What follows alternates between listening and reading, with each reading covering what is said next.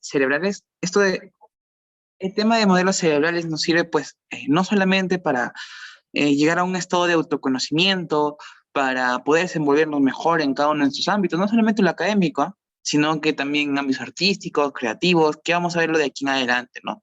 Y cómo si tú correlacionas, si tú pules esos ámbitos, que no solamente es el académico, vas a llegar, como por así decirlo, a una homeostasis en tu vida, ¿ok?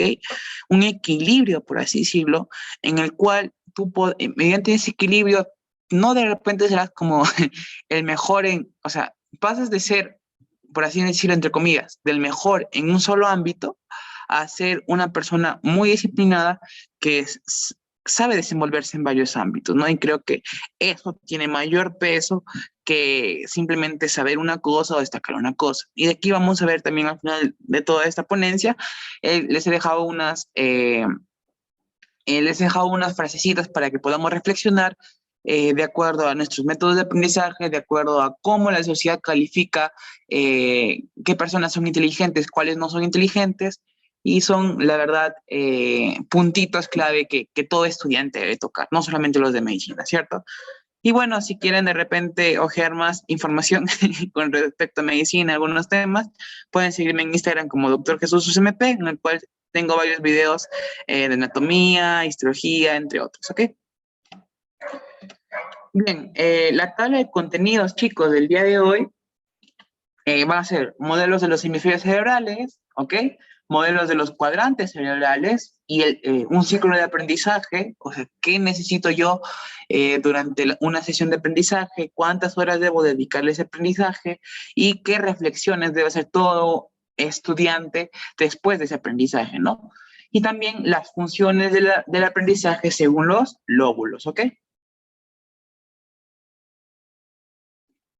Bien, entonces, comencemos con los hemisferios cerebrales, ¿no? Recordemos que el ser humano, por anatomía, tiene dos hemisferios, ¿no? Bueno, tenemos una masa encefálica que pertenece al sistema nervioso central y tenemos dos hemisferios, un hemisferio izquierdo y un hemisferio derecho, ¿no? Entonces, antes nosotros pensábamos que estos dos hemisferios eran, por así decirlo, completamente iguales, ¿no?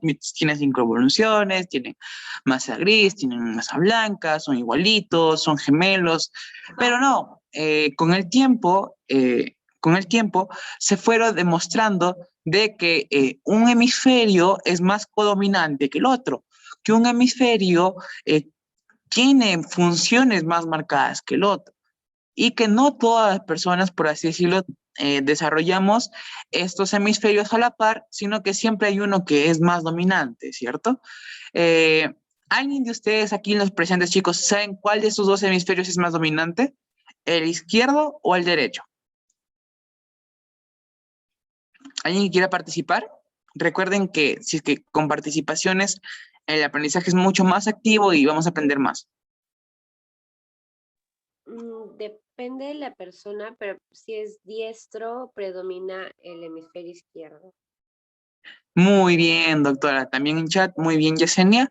Pues tienen totalmente la razón, ¿no? La mayoría de tus amigos, compañeros, en los colegios nada más, somos diestros, ¿cierto? Incluyéndome, somos diestros. Manuel, pero si somos diestros, ¿por qué, Michis, hablas? No tendría que ser hemisferio derecho. Lo que pasa es que nosotros también creíamos que, por así decirlo, el hemisferio derecho controlaba la parte derecha de tu cuerpo y que el hemisferio izquierdo controlaba la parte izquierda. ¿Qué manera? ¿No es así? No, no es así.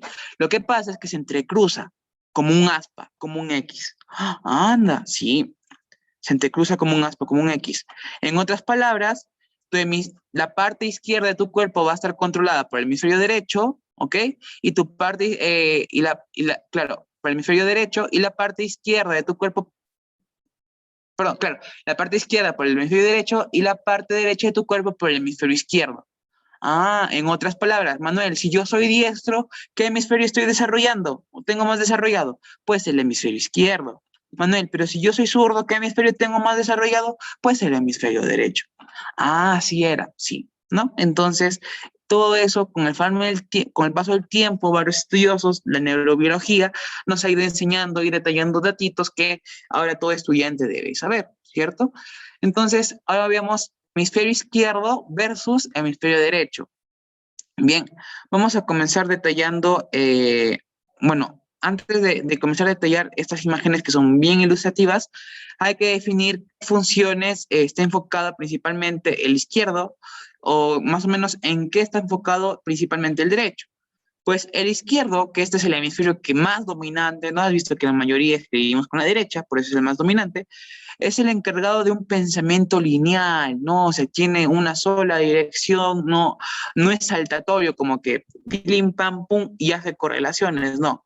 El hemisferio izquierdo es un hemisferio que, por ejemplo, un evento puede predecirlo porque justamente tiene este tipo de pensamiento, que es lineal, ¿no? O sea, consecutivo, hay una secuencia.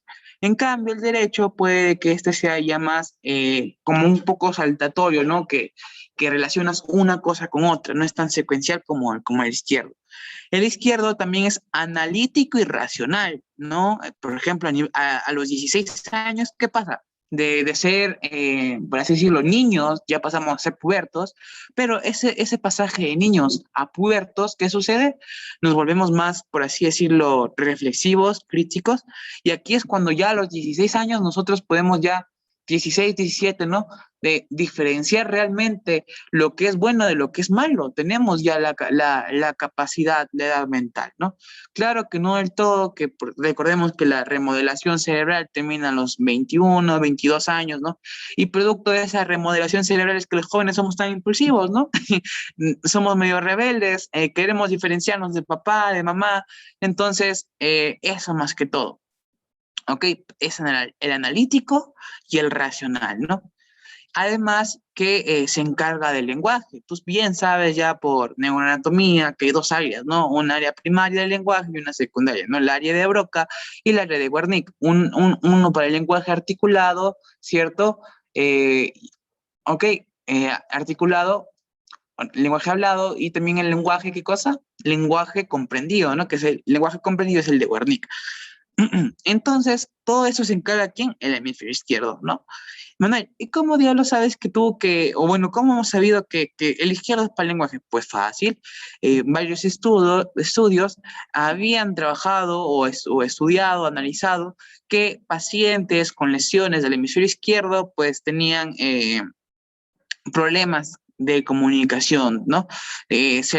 Había las famosas afasias, ¿no? La fascia de Wernicke, la fascia de, por así decirlo, de Broca, que no nos permiten desenvolvernos, por así decirlo, lingüísticamente, ¿cierto? En cambio, el derecho, este es el encargado del pensamiento conceptual, ¿no? Claro, agradece tu de derecho que te hace aprender palabras clave, conceptos, significados, ¿no? Y también es el espacial, ¿no? ¿Quién no en chiquito, por así decirlo, ha armado una casita con cubos, bueno, claro, con esos legos, ¿no? ¿Cierto? Con esos cubitos para armar, pues ya hemos tenido una orientación especial, ¿gracias a quién? Al hemisferio derecho. Y también este es el holístico, ¿no? Este es el integrador. Este de acá, la mayoría de tipos de inteligencia, de aquí lo vamos a ver, están integrados por este hemisferio derecho, ¿no? Por eso tú eres empático, eres muy creativo, imaginativo. Entonces, si tú quieres diferenciarlo, por así decirlo, grosso modo, el izquierdo es el hemisferio lógico, el racional, el más mecánico, ¿no? El que te dice, puedes hacer esto, no puedes hacer lo otro, ¿no? O sea, el metodológico, por así decirlo. En cambio, el hemisferio derecho es el más creativo, el artístico, ¿no? Este es el hemisferio que más desarrollan los artistas, los cantantes, los de danza, entre otras actividades, ¿ok? Veamos entonces las imágenes, chicos. Tienes un hemisferio izquierdo y el hemisferio derecho. Ya sabes diferenciar cuál es cuál, ¿no? Ambos están conectados ¿por quién? Por un cuerpo calloso. Calloso con C. ¿Qué forma tiene este cuerpo calloso? ¿Alguien recuerda? Por neuroanatomía. Tiene forma de C, ¿cierto? ¿Y para qué me sirve, Manuel, este cuerpo calloso? Pues para comunicar, sirve como un puente de interconexión entre el hemisferio izquierdo y el derecho. Y este hemisferio, perdón, este puente, ese cuerpo calloso, hace que se transmitan impulsos eléctricos, que se transmitan información de acá para acá y de acá para acá. Ya, para eso era, sí, para eso era, ¿no? Entonces, el hemisferio izquierdo, mira, se encarga de qué? Del razonamiento, ¿ya? Acá está, por ejemplo, el aprendizaje lógico-matemático, también del lenguaje hablado, ¿no? Del lenguaje hablado, por ejemplo, esto se encarga del el área de Broca. ¿Por qué? Porque se encarga de mover, por así decirlo, se encarga de mover la boca, de mover la lengua, de mover, también, bueno, relaciona bastante el paladar duro, el paladar blando, y todo eso, ¿no? Entonces, por eso el lenguaje hablado, ¿quién se encarga del área de Broca? ¿No? Que más que todo se tiene mucha correlación, por ejemplo, con el nervio glosofaringeo, ¿no? ¿Para qué? Para que inerve toda esa zona de la boca, para que inerve a todas esas zonas que realmente, a las cuerdas vocales también, ¿no? Para que se produzca el lenguaje hablado. También está el lenguaje escrito, que es parte del tipo de aprendizaje lingüístico. Está la habilidad científica, ¿no? La mayoría de científicos, ¿qué hemisferio entonces tienen chicos que desarrollar? Pues el hemisferio izquierdo, ¿cierto? La habilidad numérica, ¿no? Entonces, la mayoría, por así decirlo, de ingenieros tienen un poco más desarrollado este hemisferio izquierdo, cierta habilidad numérica, ingenieros, contadores, estadísticos, y también control de la mano derecha, ¿no? Esa es la explicación porque tú has visto que la mayoría de personas somos diestros. Esa es la explicación porque el hemisferio izquierdo es el más dominante. Pero también tenemos un derecho. Mira, este es el hemisferio, como por así decirlo, el que más tiene desarrollado las mamitas, pues que tienen un sexto sentido o intuición, como sabemos decirle. También se encarga de la imaginación, del sentido artístico, del sentido musical, de la percepción tridimensional y del control de la mano izquierda. Hemos visto que pocas personas eh, tienen un control de la mano izquierda, ¿cierto? Tienen un control de la mano izquierda. Ahora, no sé si alguien por aquí pueden comentarlo por voz o por el chat, pero hay muy pocas excepciones, la verdad, que tienen el control de la mano derecha y tanto también el control de la mano izquierda. Prácticamente yo me quedo asombrado cómo es que tenía un compañerito en el colegio que escribía tanto con la mano derecha y con la izquierda, y escribía bien, y yo me quedaba como que practicando y con mi izquierda haciendo garabatos, ¿cierto?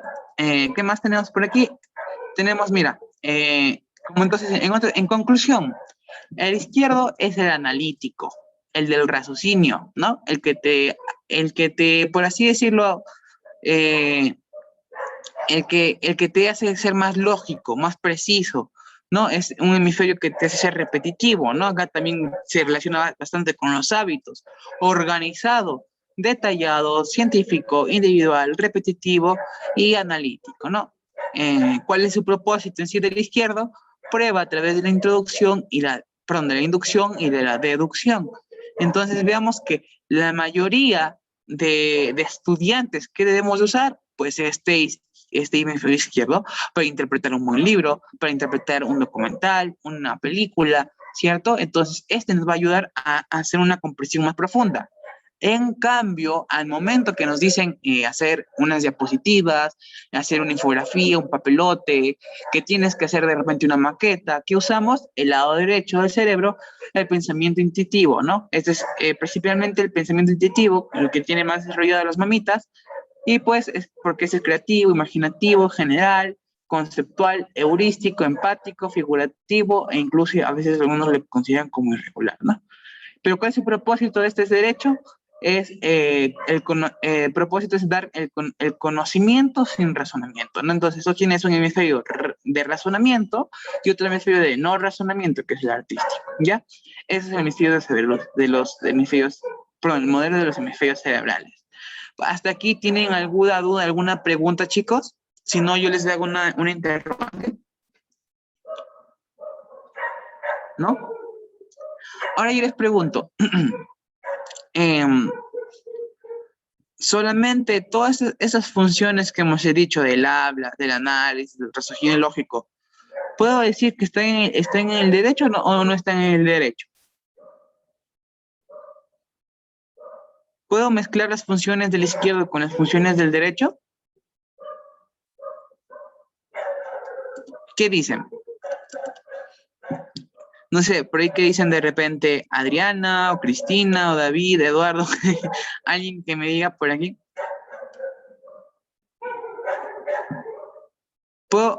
Yo puedo tomar todas las características, todas las funciones del hemisferio izquierdo y decir que están en el lado derecho. ¿Es correcto? ¿No es correcto? Sí, no. Manuel, ya me perdí. Bien, Eduardo me dice, pienso que no. Manuel, ¿sabes qué? Mira, creo que por las puras, los neurobiólogos, los neurólogos, no se han matado estudiando cada una de las funciones como para que me vengas a decir que puedo hablar de que las funciones del izquierdo pueden estar integradas entre el derecho. Pues así, estimado Eduardo, te sientas estafado, todas esas funciones que ves en el izquierdo están en el derecho. ¿Qué? Entonces, ¿qué sentido tiene que tú me hables eh, separadamente? Pues que predominan esas funciones en esos hemisferios que te acabo de decir, ¿no? Todas esas las lógico, analíticas, raciocinias en el izquierdo y las creativas, intuitivas y abstractas en el derecho. Son, o sea, están más marcadas, pero eso no quiere decir que todas esas funciones estén en ambos hemisferios, ¿ya? Eso quiere decir que todas las funciones del izquierdo también están integradas dentro del derecho, pero de una manera no tan marcada. Y lo mismo para el del derecho al izquierdo, ¿ok? ¿Se entendió? Espero que sí. Ok, luego, bueno, acá me he ido un poco en la edición, pero luego tenemos tres capas, nos dicen los estudiosos, ¿no? Hay tres capas, tres bases dentro de nuestro encéfalo, una neocorteza, una paleocorteza y una equicorteza, ¿no? Entonces, como que una corteza nueva, una corteza antigua, una corteza más antigua o vieja. Y acá están, ¿no? Y esas de aquí son muy importantes, por ejemplo, para el aprendizaje, la retención de memoria, para el equilibrio, que aquí lo vamos a ver, ¿no? Entonces, aquí estamos, miren. A no marearles, tenemos un neocórtex, ¿no? Un, una neocorteza, una paleocorteza, ¿y qué más, chicos? Una, ¿te acuerdas? De arquitecto, arquicorteza, ¿no? Que prácticamente, pero Manuel, acá hay otros nombres. Pues sí, hay una neocorteza, que se le conoce siempre como neocorteza, la paleocorteza también lo puedes conocer como cerebro límbico, que alguien sabe qué estructura se llama específicamente o anatómicamente de rojito aquí, que está por debajo del cuerpo calloso y que está por encima del hipotálamo. Perdón, del tálamo, ¿no? Por encima del tálamo y por debajo del cuerpo calloso. Muy bien, Jessica. Es la amígdala. Esta amígdala es la principal, ¿no? Por así involucrada con los sentimientos, con todas esas relaciones, emociones que a veces tenemos, ¿no? Por eso, y eso es como por así decirlo, de donde aquí nace o parte principalmente, ¿qué cosa? Las sensaciones del amor, ¿no? Que muchas veces decimos, te amo con todo mi corazón. Dios, se nota que no estoy de medicina. Porque, ¿qué dice el estudiante de medicina? Dios, te amo con toda mi amígdala, ¿no? ¿Cómo me gustaría que mi amígdala excite su amígdala? Y cosas así, ¿no? Porque esa es la principal, de donde emanan ese sentimiento, esas emociones de amor, de afecto. Por eso se le conoce como que cerebro emocional, ¿ya? Cerebro emocional o cerebro límbico. ¿Por qué, Manuel? Porque se relaciona con las emociones y también con la percepción no consciente, ¿ya? O paleocerebelo. Y pues el arquicerebelo, ¿no? Que también es un viejito, ¿cierto? Arqui de viejo, pues prácticamente se encarga de qué cosa? Del instinto y de la supervivencia. ¿A nivel de dónde le encontramos, chicos? ¿Qué estructura será este que está por encima del bulbo raquídeo? Recordemos que el tronco encefálico tiene tres partes, ¿no? Una superior, una media y una inferior. ¿Cómo se llama esta parte superior que conecta con todo este sistema límbico?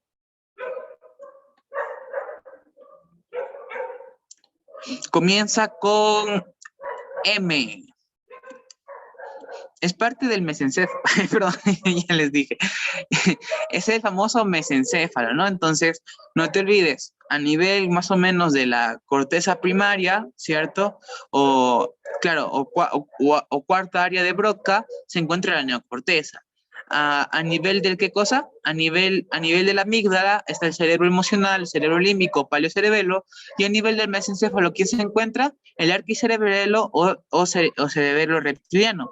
Manuel, me llama mucho la atención este término de cerebro reptiliano. ¿Por qué se le conoce como cerebro reptiliano? Porque este se encarga de qué? Del instinto y de la supervivencia. ¿Ya? En estados de inanición, este es el cerebro que más trabaja. ¿Ya? Por ejemplo, te encuentras en el desierto o te encuentras en la selva, no sabes cómo diablos, cómo sobrevivir, y ese es el que más funciona, ¿ya? El que más actúa, ¿no? Y comienza a trabajar, a mandar como un montón de impulsos eléctricos. No te olvides, ¿no? Neocorteza para que tú reflexiones, raciocinio, ¿no? Por ejemplo, casi jalas tu parcial. Ay, ¿en qué he fallado? ¿Qué tema me faltó, no? ¿Cuál es la metodología del doctor que usa para las preguntas del examen, no? ¿En qué preguntas más vino en el examen o vinieron todas de todos los temas equitativamente, ¿no? Evaluar todo eso. Haces una reflexión de cómo te fue en el examen, ¿no? En el cerebro límbico, pues las emociones, ¿no? Por ejemplo, al ver al enamoradito, la enamoradita, ¿no? Esa amígdala se comienza, por así decirlo, a excitar y, por así decirlo, hace que nazca ese sentimiento de amor, esas emociones, ¿no? De afecto.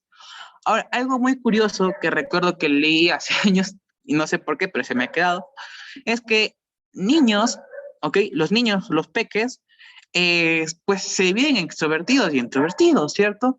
Tú ves uno que está por ahí saltando como si fuera cabrita por un lado y otro.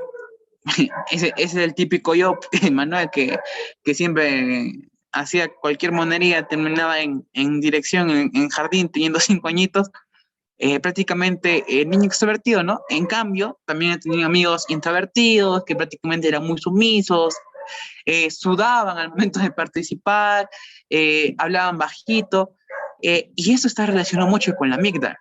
¿Qué, Manuel? Sí, eso está relacionado con la amígdala. Por ejemplo, una hiperexcitación de la amígdala, dicen que cuando recién se está formando el pequeño, esta hiperexcitación de la amígdala va a hacer que el pequeño, por así decirlo, tienda a ser extrovertido. Ahora yo les pregunto, chicos, ¿qué pasa si hay una hipoexcitación de esta amígdala? ¿Cómo será el pequeño? ¿Estará saltando por un lado y otro o será calladito? ¿Qué me dice, por ejemplo, Jessica, Vanessa o Sharon? Pues calladito, ¿cierto, Adriana? Muy bien, será calladito. Entonces, ahora tú sabes, ¿no? Cada vez que veas a un niño por ahí travieso, ya manchando las paredes, ¿qué dices? Ah, este niño tuvo una. ¿Qué cosa tuvo, Adriana? ¿Qué tuvo que pasar para que el niñito sea extrovertido? Una hiper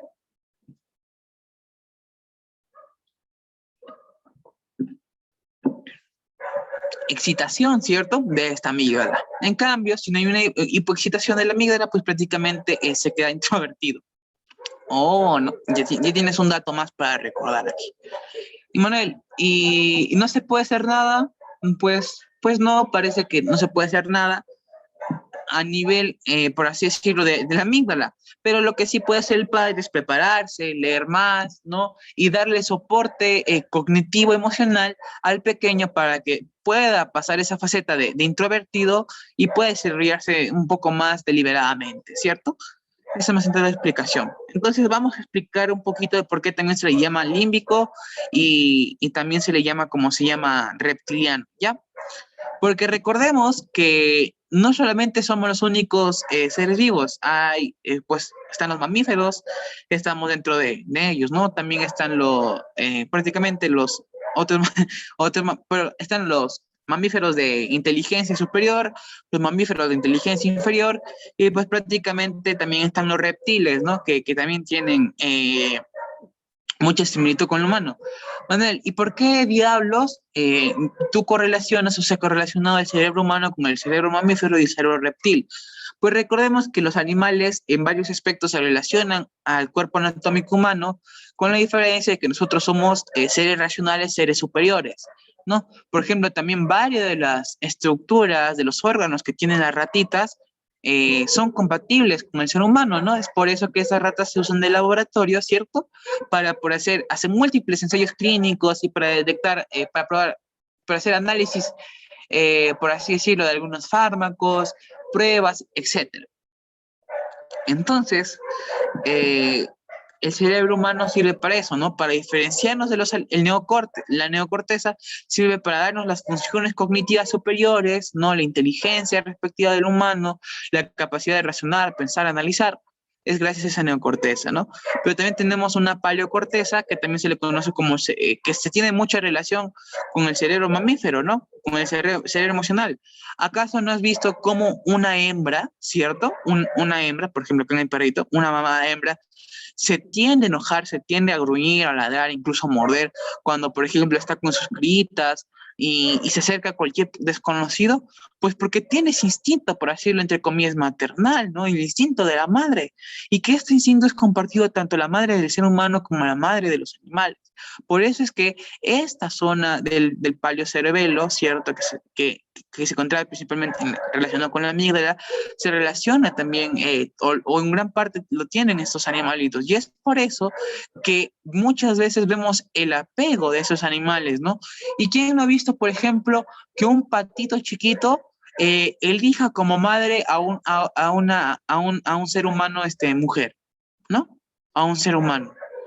¿Por qué? Porque eso se reconoce como apego. Entonces, ¿con qué áreas del cerebro se relaciona el famoso apego? Que todos, por así decirlo, debemos priorizar el apego cuando nazcan nuestros futuros hijos, ¿no? Manuel, ¿cómo es eso? Pues prácticamente nace el pequeño y automáticamente, ni bien naces, le secan, pues evalúan que respire o no respire, y sí, los animalitos son tan inteligentes, tan parecidos a veces a nosotros, solamente les falta razonar, analizar y prácticamente serían nuestros hermanos, pero diferenciando anatómicamente, ¿no? Son muy inteligentes, al ser humano siempre esos animalitos nos han ido sorprendiendo, la fidelidad del perro, la inteligencia del mono, también la inteligencia del delfín, pues prácticamente son extraordinarios esos de aquí, ¿cierto? Todo eso compartimos, ¿no? Pues no sé si, si todos aquí seamos creyentes de Dios, pero todo tiene una explicación, todo tiene una base biológica también, ¿no? Por eso es que hay la semejanza. Y pues esa es la explicación, ¿no? ¿Y por qué el arquicerebelo se le conoce como cerebro reptil? Porque ese es el cerebro instintivo, es el cerebro primitivo, ¿no? Es el de supervivencia, ¿no? Entonces, por ejemplo, cuando uno se siente amenazado, no solamente libera hormonas como por ejemplo la noradrenalina, que es para el escape y huida, ¿cierto? Sino que también hay partes de nuestro cerebro, como este arquicerebelo o cerebro instintivo primitivo, el cual nos permite adaptarnos, nos permite sobrevivir, luchar, saber cuándo huir. Y es clásico, también esto es compartido, por ejemplo, hasta por las serpientes, ¿no? Una serpiente tiene ese comportamiento de defensa, ¿no? No sé si han visto por aquí de repente, hay una serie muy buena que se llama Wild Frank, que realmente estoy viendo y es muy interesante. Y pues el chico Frank, que es español y que es súper entendible, ¿no? Porque habla español y lo hace bien dinámico sus videos, eh, él explica siempre cómo es el mecanismo de defensa de diferentes serpientes, ¿no? Y que no siempre la misma. Igual el mecanismo de ataque, el mecanismo de supervivencia. Y este mecanismo de defensa, ataque, también es compartido por el ser humano, ¿no? ¿Cuántas veces no emocionalmente hemos sabido cuándo alejarnos de una situación problemática o cuándo intervenir incluso con golpes, ¿no? Porque, o sea, siempre tratar de resolucionar las cosas hablando. Pero si ya vemos que la otra persona se está pasando los límites o un ser querido está siendo maltratado, pues no hay otra, o sea, físicamente al menos no hay otra solución que también intervenir con la fuerza, ¿cierto? Entonces, ¿quién por así decirlo, se encarga de generar esos instintos, esa espontaneidad para poder sobrevivir? Es este arquicerebelo, ¿ok? Y aquí está, miren. ¿no? También, cómo a ver, chicos, un momentito voy a conectar mi cargador.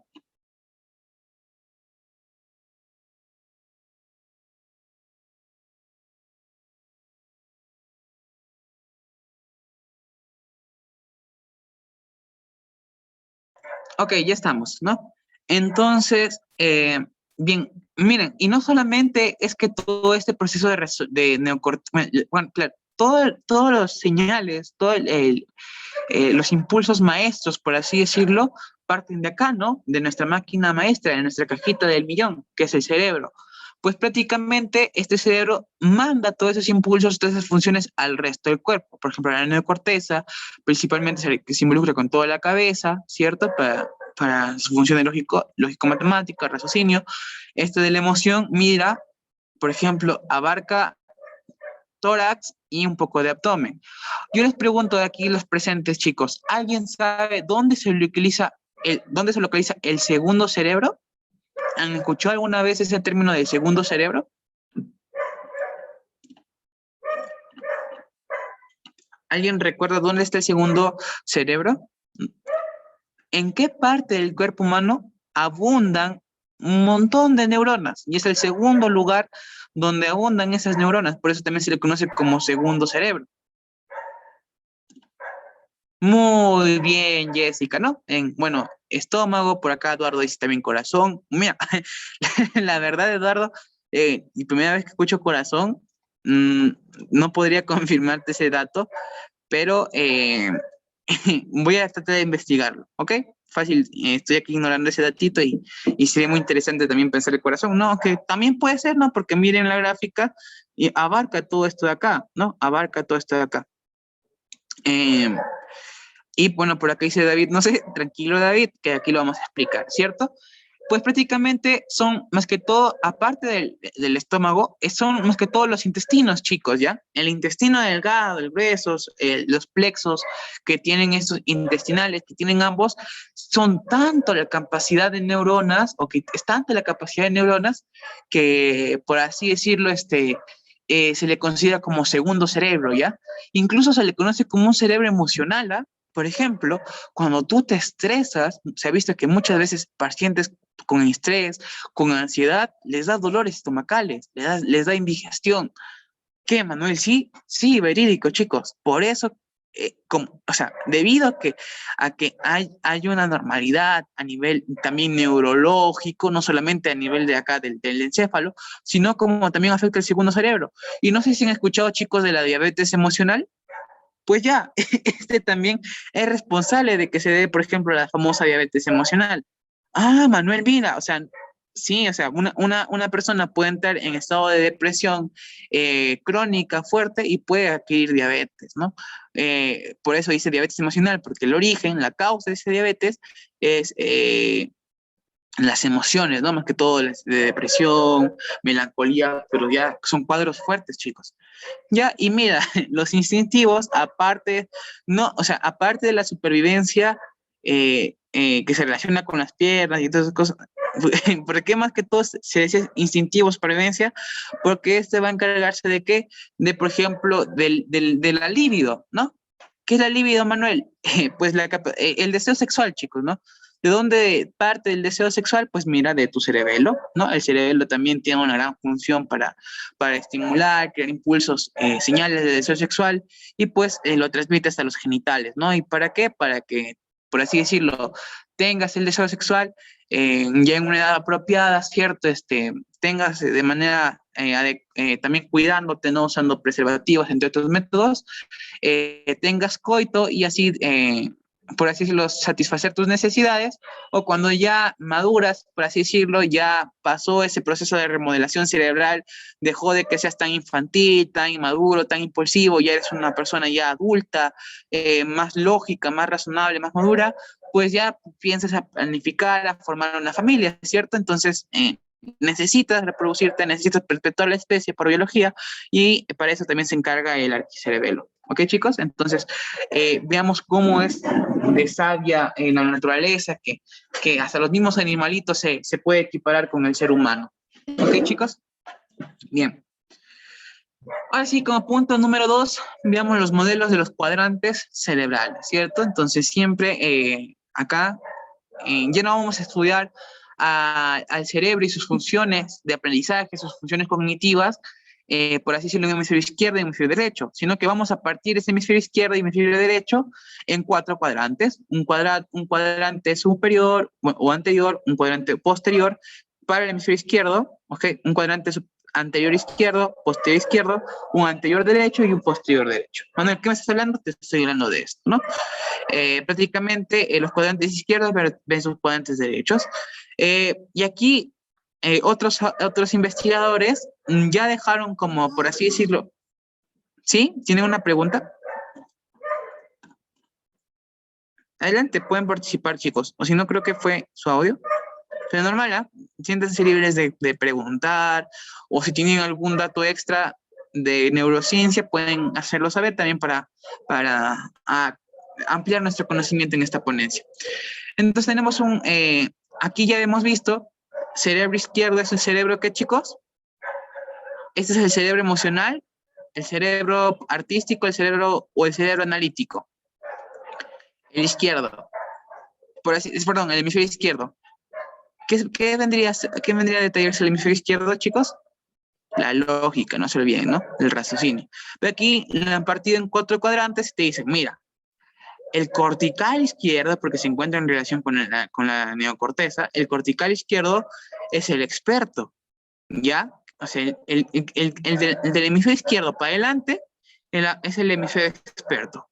Del hemisferio izquierdo para atrás es el organizador o límbico izquierdo, ¿ok? El límbico izquierdo. El anterior derecho o cortical derecho es el estratega, ¿no? El estratega para armar estrategias, armar puntos claves. Y también el límbico derecho es el comunicador, ¿no? El que está para atrás, ¿cierto? El derecho posterior. Bien, entonces mira, el experto, ¿por qué le llaman cortical izquierdo anterior o experto? Porque este de acá se encarga, mira, del análisis, del razonamiento, de la lógica y de los hechos. Ah, y el límbico izquierdo o organizador, mira, se encarga que de planificación, procedimental, del ritualista y el metódico. Ah, por acá dice Mariana, ¿lo de diabetes emocional es porque la persona cambia su dieta y consume más dulce o es porque el páncreas deja de producir insulina? Eh, claro, es que, a ver, desconozco a profundidad, Marianita, eso de la diabetes emocional, pero sí recuerdo que mis doctores en clase me mencionaron una vez, ¿no? Un doctor mencionó de que incluso había diabetes emocional y que por cuadros depresivos fuertes se produciera diabetes. Pero aparte, lo que sí puedo mencionarte es que hay una diabetes mellitus tipo 1 y la tipo 2, ¿cierto? La tipo 1, pues prácticamente es la insulina independiente, ¿no? Y la tipo 2 es la que tú estás planteando ahorita, ¿no? La que deja de producir insulina, o sea, la insulino dependiente. Manuel, ¿y cómo yo diablo sé cuándo la diabetes insulina? Bueno, ya me estoy saliendo del tema, pero la tipo 1 es por causa autoinmune, como que tus células inmunes se bloquean, ¿ya? Se bloquean y como que dicen, ¿qué es esto de acá? O sea, ven tu páncreas, lo analizan y dicen, ven unas células que se llaman células beta, no les cae bien, dicen, ¿qué es esto de acá? No me acuerdo haberte visto y pa, atacan. Y eso de allí, tu mismo cuerpo, tus mismas células inmunes, ¿no? Destruye, ataca al páncreas, a las células beta, que son las que producen la insulina, y te producen la tipo 1, que esto es frecuente más en niños.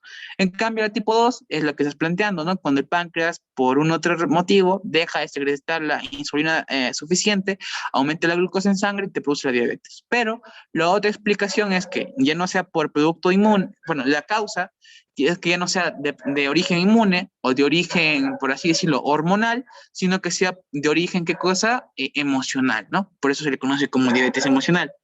Esa es una explicación que te puedo dar a grosso modo, pero para la próxima prometo dar una leidita de diabetes emocional y explicarte mejor, ¿ok? Espero que sea entendido. Y pues esto, chicos, no sé si alguien por aquí quiera participarme dando su opinión, pero adelante, David. Adelante, hermano. Hola, ¿cómo están? Buenas noches. Gracias, Manuel, por la palabra. Realmente quería aquí responder la pregunta que hizo, déjame ver quién fue que la hizo, Mariana, Genial. y que, o sea, realmente esos son enfermedades psicosomáticas, porque, ¿sabes? Si nos vamos más a la realidad teórica y todo eso, se llaman así porque son enfermedades que de las emociones pasan a afectarte en el cuerpo. Y sí, por lo menos algo que de verdad me llamó mucho la atención en esta ponencia es que al fin hablan sobre eso. O sea, al fin hablan de que realmente me vengo enterando que el segundo cerebro en el cuerpo humano es el estómago, pero cuando dijeron, no, pero es que cuando tienen dolor de cabeza, tienen estrés, eh, siempre se manifiesta con dolor de estómago. Yo dije, eso es verdad. Cuando la gente tiene cuando la gente tiene mucho estrés, eso siempre se transmite en el cuerpo. Entonces, ¿qué pasa con las diabetes? La diabetes emocional. Si bien es cierto lo que dice aquí mi querido ponente Manuel, sin embargo, también hay otras cosas que tomar en cuenta.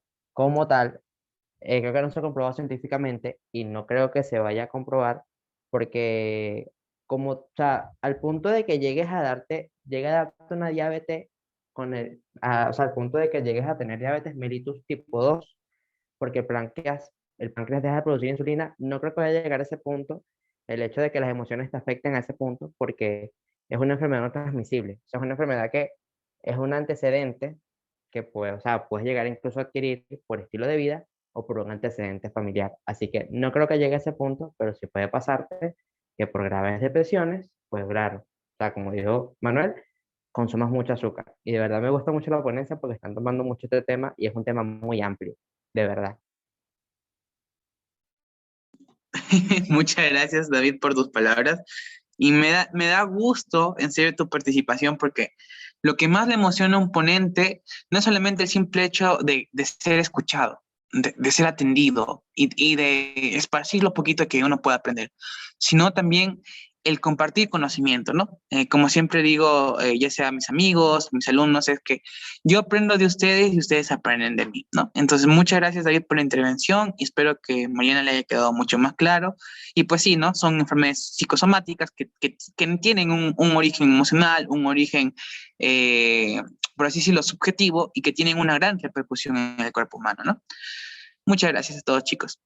Entonces, retomando el tema, se dice, ¿no? Que, por ejemplo, al momento de empacar, alistar las maletas para hacer un viaje, los que menos tienen problemas para organizarse, para que todo quepa en su lugar, son los varones, ¿no? Entonces, o al momento de alistarse, ¿no? Las mujercitas, como son, por así decirlo, más meticulosas, más recatadas con su aspecto, por así decirlo, son más, por así decirlo, entre comillas, demoronas, por así decirlo. En cambio, los varones somos más, por así decirlo, estrategas, más simplistas, por así decirlo, pero eso también se debe a que entonces, chicos, al límbico izquierdo o al organizador, ¿no? Entonces, con esto planificas, antes de hacer un trabajo, ¿no? Haces una lista de qué temas, puntos claves vas a tomar antes de tu sesión de estudio, ¿cierto? Lo mismo para el procedimental. Por ejemplo, para formar hábitos, mucho se relaciona este cuadrante posterior al hemisferio izquierdo, ¿no? ¿Alguien sabe, chicos, más o menos cuánto tiempo tú tienes que hacer la misma actividad? ¿Cuántos días tienes que seguir haciendo la bendita actividad para que se vuelva hábito? ¿Alguien de aquí de la sala sabe? Creo que son ¿Más? 21 días, ¿Cuánto? 21 días, Exacto, ah, doctor, lo que he ¿no? escuchado. Eso es lo que se estima, ¿no? Entre 21 días se dice que ya por lo menos es lo que se forma un hábito. O como dice Jessica, un mes aproximadamente. Perfecto, chicos. Entonces, repetir, por ejemplo, dormirte a las 12 en punto por 21 días o casi un mes, eso hace que automáticamente todos los días a esa hora, a partir del 21 día, ¿no? O del mes ya que estuviste practicando ese método, tu cuerpo pida a esa hora ir a la cama, ¿no? O quién no de repente, entre sueños, ¿no? Teniendo un examen importantísimo, un parcial, un final, eh, o sea, es tanta, o sea, incluso no sé si les ha pasado, pero no es necesariamente que se cree el hábito, sino es tanta, por así decirlo, la subjetividad, el compromiso que uno tiene que se acuesta pensando que tiene que levantarse a las 6 y no me creerán que me ha pasado, que 6 en punto, es más, todavía ni sonaba mi alarma y yo ya estaba ¡prum! Despertaba de golpe, miraba el celular y decía 6 de la mañana, ¿no? Entonces decía, wow, hasta yo me sorprendía, ¿no? Cómo a veces sucede esto. Y eso pues, puede suceder más frecuentemente cuando adquirimos hábitos, ¿no? ¿Quién se encarga de esta habituación, del proceso ritualista, del metódico, del planificador? La parte posterior del hemisferio izquierdo, ¿no? En cambio, ese hemisferio, en la parte anterior, es, más, es el que te hace que seas más metódico, el que te la pienses 2 veces la pregunta en el examen y la puedas explicar de repente de una manera más pragmática, ¿cierto? Eso es el izquierdo. Ahora veamos el derecho. Pues el derecho, mira, el que está para adelante, el estratega o el cortical derecho, se encarga, mira, de la síntesis, de la imaginación, de la asociación y de las imágenes. Pues esta es la parte del cerebro clave por el cual tú usas para hacer, por ejemplo, mapas mentales, mapas conceptuales, ¿no? ¿De qué está formado el mapa conceptual? Pues es una síntesis de datos, de todos los trabajos que te dejan los doctores, ¿cierto? En el cual tú usas tu imaginación para poder sintetizar eso, ¿no? Para explicarlo con tus propias palabras. Y es que espontáneamente, metódicamente, nuestro cerebro transforma las palabras de cualquier doctor, de cualquier profesor, y las hacen más simples para tu entendimiento. Y eso es clave, ¿no? Cada vez que uno parafrasea, cada vez que ha pasado, ¿no? 1000 veces en tus trabajos, tú adecuas las palabras del artículo, las palabras de la revista, en términos más fáciles de digerir, más fáciles de entender, ¿no? Entonces, ¿quién se encarga de eso? El cortical, el estratega derecho, ¿ya? También de las imágenes. Por ejemplo, cuando usas flashcards, ¿no? Lo que más impacta es tu neocorteza cerebral derecha. En cambio, la izquierda, que es el límbico derecho, el comunicador, este se encarga ¿de qué? De las experiencias, de la afectividad, de la emocional y del aprendizaje interpersonal, ¿no? Entonces, este es muy bien orientado, por ejemplo, para, al menos acá en el Perú, recordemos que tuvimos a un gran orador y un gran estafador que también nos hizo que el Perú entre en un estado de, ¿qué? De hiperinflación que fue Alan García. Y prácticamente él tuvo mucho desarrollado, ¿qué cosa? Su límbico derecho, ¿no? Su límbico comunicador, esta zona posterior del hemisferio derecho. Porque era un orador, era alguien muy locuaz, muy expresivo, muy impetuoso, y eso más que todo, ¿no? Hay que darle gracias a este límbico derecho que nos da la facilidad de palabras, los pensamientos y esa afectividad para poder desenvolvernos en nuestro día a día, ¿cierto? Pues, una vez mencionado todo eso, ahora veamos el ciclo de aprendizaje. Recordemos que aquí en el ciclo de aprendizaje hay muchas dimensiones, ¿no? Por ejemplo, hay una dimensión relativa, hay una, ¿no?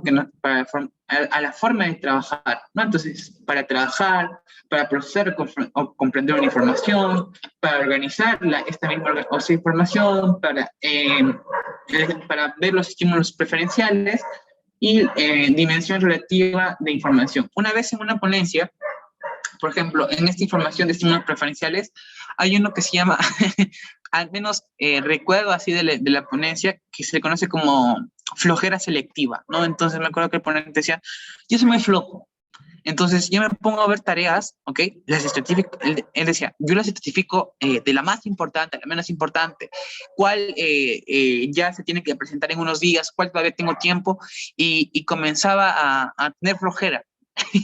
No, porque cuando uno, no me dejen mentir, chicos, cuando tú te pones 7 libros en la mesa que tienes que estudiar, 3 lecturas, tus lapiceros, plumones, estresa, sobrecarga, o sea, la visión. Entonces, uno tiene que, en su ambiente, su espacio de estudio, tiene que estar libre, ¿cierto? A las justas, unos lapiceros, tu hojita de estudio o el libro que vas a estudiar, para no sobrecargar, no estresarte, porque pensar en todo lo que tienes que hacer genera estrés, ¿cierto? Entonces, para eso se le conoce qué cosa, haces una flojera selectiva, ¿no? Entonces, esto es menos importante, todavía tengo tiempo, entonces como que lo dejo para el final, ¿no? Y dices, ay, qué flojera, y lo dejas para el final, ¿no? Pero igual tienes que hacerlo. Como por acá dice Mayanita, procrastinación, pero lo que mencionaba el ponente era una procrastinación, por así decirlo, responsable, ¿ya? O sea, solamente tener flojera en esas actividades que no son tan urgentes, que por el momento todavía tienes tiempo más adelante de hacerlo, ¿no? Entonces, por eso se le conoce como flojera selectiva. O, por ejemplo, muchas veces cuando tú organizas tus trabajos, más ahora en la virtualidad, siempre hay un compañero que no te entiende, un compañero que no es la tarea, ¿no? Entonces, ¿qué haces? Pues flojera selectiva.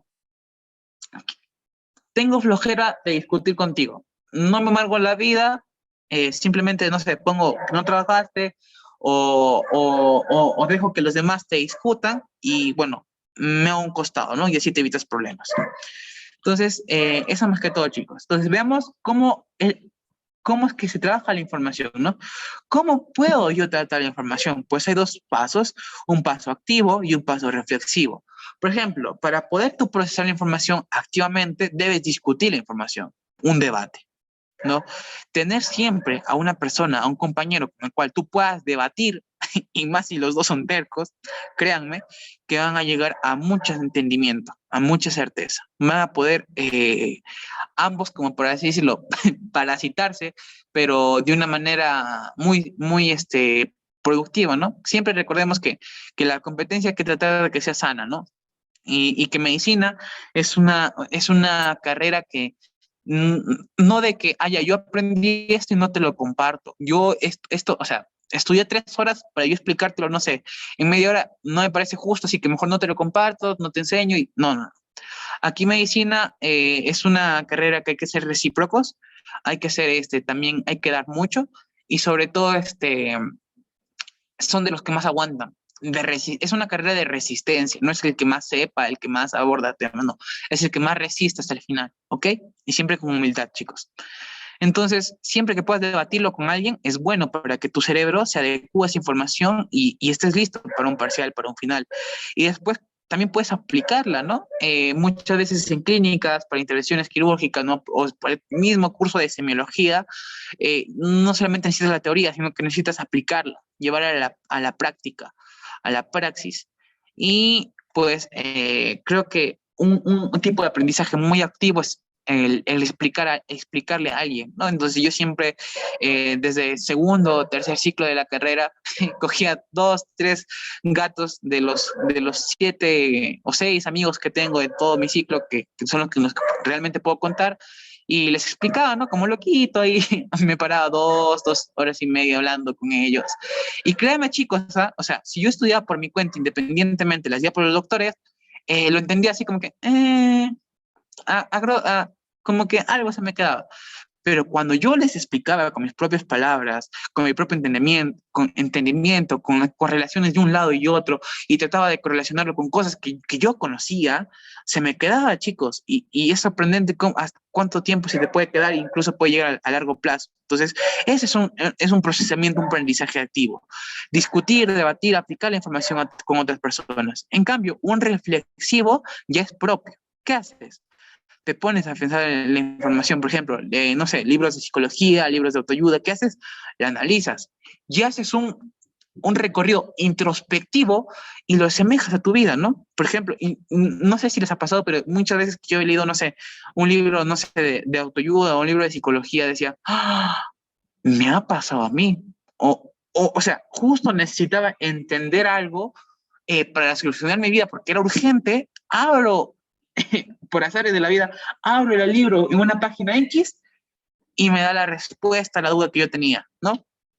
Que a veces nosotros como adolescentes nos hacemos bolas por muchas cosas, ¿no? Pero ya les dije que es por esa remodelación cerebral que aún no termina, aún no culmina, que eso termina todavía a los 21, 22 años. Muchos de repente ya estarán terminando ese proceso de remodelación, yo todavía no lo acabo, y por eso de repente somos muchas veces impulsivos.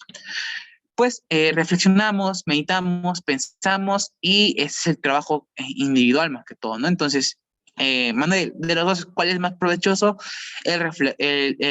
Por así decirlo, el trabajo del procesamiento activo. Esto de aquí realmente hace que aprendas más, que destaques más, ¿ya? El reflexivo, ¿no, Manuel? O sea, también, ¿no? Es que reflexivo tienes que ser, priorizarlo también. ¿Por qué? Porque no muchas veces tus amigos van a estar para ti, no muchas veces de repente tienes la oportunidad, como yo ahorita, de tenerlos a todos ustedes, chicos, de que me estén escuchando. Entonces, hay que aprender a trabajar con uno mismo, ¿no? así como tenemos de repente la habilidad de, no sé, de explicarlo, debatir con alguien, debate contigo mismo. Aún recuerdo cuando vivía solo, porque tuve que partir del nido, eh, prácticamente dejé a mis padres, dejé a toda mi familia, y comencé a vivir solo. Recuerdo que cuando estudiaba, yo mismo me explicaba los temas con el cuaderno y así. Y no me crean, chicos, que funciona. Entonces hay que aplicar eso también, ¿ok? Ahora sí veamos el procesamiento y comprensión ya de la información, ¿no? ¿Cómo es que se procesa, cómo es que se progresa tu aprendizaje? Pues hay dos tipos de progresión, una progresión secuencial, a pasitos, ¿no? Como escalerita, y un aprendizaje, un progreso global. Donde ¿cómo es el secuencial? Pues es ordenado, es lineal, es también, más que todo, está enfocado a solucionar un problema a través de pequeños pasos, ¿no? Entonces, tu meta es terminar la carrera. Ya, pero ¿qué necesitas para terminar la carrera? Necesito buenas notas. ¿Y qué necesitas para sacar buenas notas? Estudiar, ¿no? Pero no solamente estudiar por estudiar, sino que muchas veces, ¿qué hacemos como estudiantes, chicas? Queremos pasar, no sé, yo soy muy fan de repente dedicarle 8 horas, bueno, yo sabía dedicarle 8 horas fielmente todos los días a estudiar nada más, libre de trabajos y entre otras cosas, y pues no me dedicaba, por ejemplo, ni siquiera una hora, ni media hora a técnicas de aprendizaje, ¿no? Entonces era un inútil. O sea, sí leía, pero, o sea, no tenía capacidad de síntesis, no tenía capacidad de autoaprendizaje, de explicarle a los demás. Entonces, eso de allí fui trabajando en la pandemia y pues créanme que dedicarle al menos, chicos, una hora de las 24 que tenemos y cada día a nuevas técnicas de aprendizaje, a cómo funciona nuestro cerebro, es totalmente muy provechoso.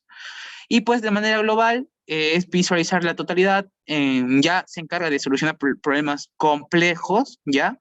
Y también es el innovador, ¿no? Entonces, por ejemplo, cada vez que tú tienes una nueva idea, ¿no? Como por ejemplo crear un grupo de estudios o generar un nuevo negocio para ayudar a mamá, ¿no? Ahorita en la situación de pandemia que nuestros padres también necesitan un poco de ayuda.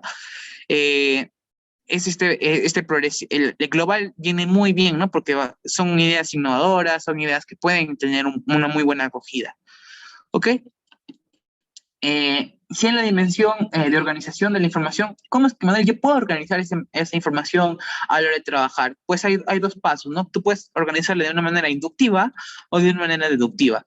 La manera inductiva es más que todo esa información, esos hechos, las observaciones que tú has dado del campo, de la tarea, ¿no? Muchas veces se recomienda que, por ejemplo, antes de que tú te metas a cualquier libro, antes de que tú te metas a los artículos, las revistas que te dejan en tu universidad o en la carrera que estés, es bueno de repente dar una ojeada, un video de YouTube, un video de 3, 5 minutos que despierte tu mente, es muy, muy bueno, la verdad, ¿no? Entonces, esas observaciones de ese video luego infieren ¿qué cosa? En principios o generalizaciones, ¿no? Y es donde tu cerebro comienza a captar el video, luego lo correlaciona con lo que está leyendo el libro y como que explota, ¿no? Te quedas como que, a eso se refería en el video, llegas a un mayor entendimiento y es tanto el impacto que esa organización de la información es muy buena. Pues, y por otro lado tienes al deductivo, en el cual ya deduces tú las consecuencias y aplicaciones a partir de las lecciones, ¿no? Muchas veces tú puedes leer un texto general, ¿no? Pero mediante ese deductivo tú puedes llegar a conclusiones más claras, ¿no? Más precisas, ¿no? Que capaz no lo dice el texto, pero el mismo hecho de esta organización hace que salten las conclusiones. Luego tienes el de los estímulos preferenciales, ¿no? ¿A través de qué sentido, Manuel, yo puedo estimular a mi cerebro para que aprenda mejor? Pues esto depende, tú tienes que tú mismo, terminando la ponencia, tienes que preguntarte, ¿cómo funciono mejor? ¿Escuchando, viendo o tocando? Por ejemplo, yo funciono mejor tocando o moviéndome. Yo siempre he tenido esa sensación de que mi cerebro se activa mientras, no sé, me muevo, o estoy moviendo las manos, estoy moviendo los pies, como ahorita, y prácticamente ese es un aprendizaje. ¿Alguien sabe cómo se llama ese aprendizaje, chicos, en el cual la persona tiene que estar moviéndose o tocándose las cosas? Comienza con K. Kinestésico. Muy bien, Blanquita, muy bien, María. Es el kinestésico. Y ese kinestésico, no quiero, o sea, algo también básico que no quiero que se olviden, chicas, o chicos, es de que el cerebro es una obra maestra. tanto el hemisferio izquierdo como el derecho tienen las mismas funciones, solamente que cada uno tiene funciones más marcadas, que ya hemos visto. Y pues prácticamente lo mismo, todos tenemos los tipos de aprendizaje. Yo tengo el kinestésico, tú tienes el kinestésico, por acá tienen, todos tenemos los visuales, todos los verbales. Manuel, entonces, ¿por qué otros destacan más que otros? Porque no se desarrollan igual. O sea, a pesar de que todos lo tenemos, o sea, todos lo tenemos, no se desarrollan igual. Y eso se debe a la frecuencia, a la comodidad que cada uno tiene, ¿no? Y eso más que todo. Claro que cualquiera puede, con práctica, con trabajo, puede desarrollar el visual, pero es que hay aprendizajes que también a veces son innatos, ¿no? Como por ejemplo para el canto, como para el ambiente, que de aquí lo vamos a ver, ¿ok? Entonces, pero si uno se esfuerza, si uno trata, se habitúa, como ya hemos visto, ¿no? Por así decirlo, ayuda, ¿no? ¿Alguien recuerda en qué hemisferio se encuentra para los hábitos? ¿Hemisferio izquierdo o hemisferio derecho? A ver, ¿quién se acuerda? Izquierda, derecha, para adelante, para atrás. Izquierda. Y excelente, doctor. Bien, ojo. Muy bien, bien guardado el dato. Muy bien, Mariana, muy bien, Jessica, ¿no? Y ahora sí les pregunto, a ver, ¿quién cae aquí? ¿No? A ver si todos siguen por aquí respondiendo. ¿Para adelante o para atrás? Atrás. Para atrás. Muy bien, doctor, excelente. ¿No? Entonces recuérdate, para formar hábitos, muy bien, Jessica. Para formar hábitos está en el izquierdo, para atrás, ¿cierto? Entonces, eso más que todo. Entonces, Manuel, ¿qué sentido podemos usar? Mira, mediante visión, por ejemplo, ¿quién no ha hecho diagramas, conceptuales, infogramas, esquemas, prácticamente para sintetizar todo un tema y para explicarlo a un amigo, explicar a alguien, o para tenerlo de resumen, es muy bueno, muy beneficioso. Pero también están los verbales, ¿no? Por ejemplo, muchas veces depende, ¿no? Yo varío, la verdad. No me gusta quedarme con una sola cosa. Entonces, como que a veces leo así en mi mente, otras veces me gusta leerlo articuladamente, ¿no? Tengo que estar hablando, y otras veces también tengo que estar escuchando. Hubo un tiempo, cuando ahorita es que con menos frecuencia, solamente escucho las clases grabadas y eso, pero hubo un tiempo que, por ejemplo, ¿saben qué hacía, chicos? Cogía un libro y cogía la grabadora de mi celular y me ponía a grabar mi voz. ¿Qué? Sí. Entonces yo leía el libro, leía los capítulos y quedaba grabado. Lo guardaba con el nombre del tema, entonces antes de irme a dormir, ¿qué hacía? Cogía mis audífonos, ¿ok? Cogía mis audífonos y antes de irme a dormir lo reproducía, ¿no? O a media hora después lo reproducía y ahí mientras lavaba los platos y escuchaba lo que yo había hablado, ¿no? Entonces, sí, siento que me ayudó considerablemente, pero no, al final de cuentas lo dejé porque no sentía que sentía como que no tenía tanto impacto, ¿no? Entonces yo fui viendo, ¿no? Entonces, ¿qué me sirve más? ¿Explicar oralmente o de repente moverme, ser más expresivo con las manos? Entonces yo me di cuenta que soy más kinestésico. Como de chiquito he sido muy extrovertido, sí, la verdad soy kinestésico. Entonces ustedes tienen que hablar también, ¿no? Les invito a que hagan esa técnica que yo hice con los audífonos, con las grabaciones, a ver si son auditivos, ¿no? Porque van a ver que se les va a quedar más. O si son visuales, ¿no? Con las famosas flashcards, diagramas, entre otras cosas. Y pues la dimensión relativa a la información también, ¿no? La pregunta es, ¿qué información he percibido, he aprendido, ¿no? Y tú puedes, mira, tú puedes aprender de dos formas, de una manera sensitiva y de una manera intuitiva. Como una vez me decía mi amigo, la verdad, mira, para fijar muchas cosas a largo plazo, también depende mucho de las emociones, de cómo te encuentres en ese momento. Yo creo que con esta ponencia que estoy dando y con las palabras que me dedicó por aquí el doctor y el simple hecho de la emoción que tengo ahorita, de que me están escuchando, de que me están siguiendo, me hace que esta información que le estoy explicando se refuerce más en mi sistema de memoria, ¿no? Entonces son esos sentimientos que te hacen formar, ¿qué cosa? Información concreta, también información práctica, información de resolución de problemas y también esa es la que se orienta a los pacientes, mira.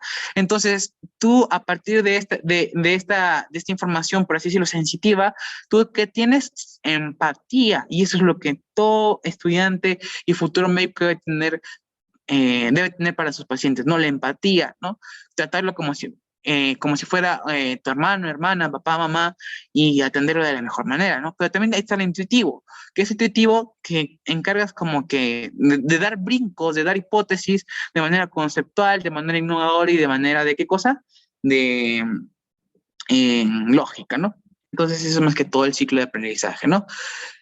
Y bueno, para que se cumplas ese ciclo de aprendizaje hay tipos de aprendizaje, ¿no? Y esto de acá se le conoce como programación neurolingüística, o como sus siglas le dicen, PNL, en el cual en esta PNL hay como se llama, por así decirlo, miren, hay estudiantes que son más visuales, hay estudiantes que son más auditivos y estudiantes como yo que somos kinestésicos. Los visuales aprenden lo que ven mediante flashcards, imágenes, diagramas, dibujos, ¿no?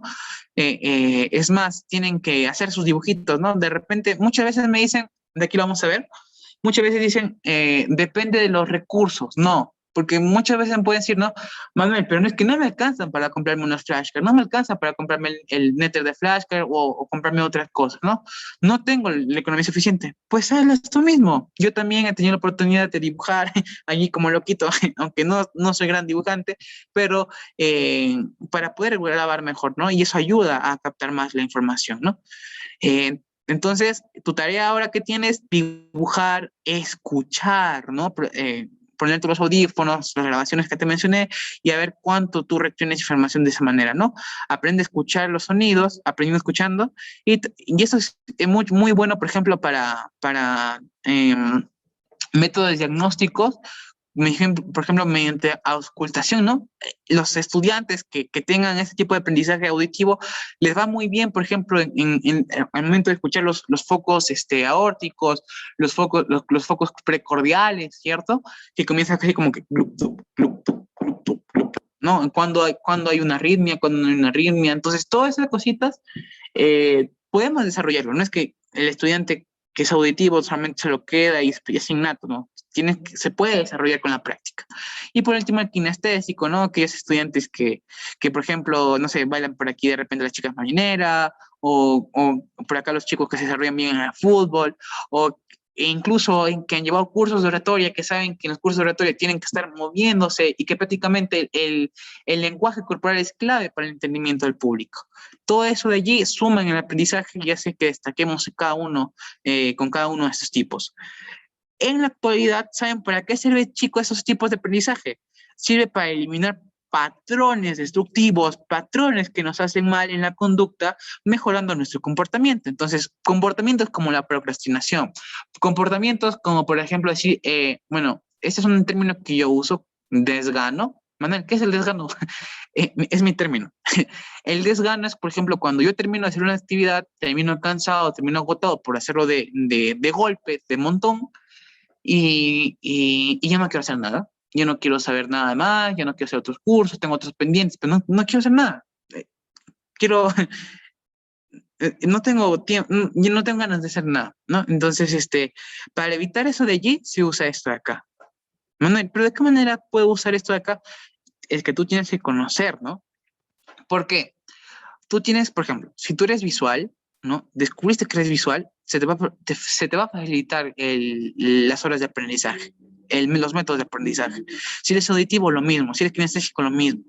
Pero si tú desconoces qué tipo de aprendizaje es el más efectivo para ti, es más, o sea, no vas a tener esa sensación de progreso, no vas a tener esa sensación de que realmente se te quedó la información, de satisfacción, por así decirlo, y va a crear qué cosa, malas conductas, de comportamiento, una mala calidad de vida. Entonces, para eso está orientado fundamentalmente. Muchas veces lo tomamos muy a la ligera, estos tipos de aprendizaje, estos tipos de tema, y cuando la verdad, mira, sirve para liberarte del estrés, sirve para mejorar tu conducta, sirve para mejorar tus hábitos. ¿Con el fin de qué cosa? De reprogramar la mente y de controlar tus procesos mentales y cognitivos. Entonces, todo gracias a qué? A estos tipos de aprendizaje que nos han ido dejando a lo largo de los años, ¿cierto?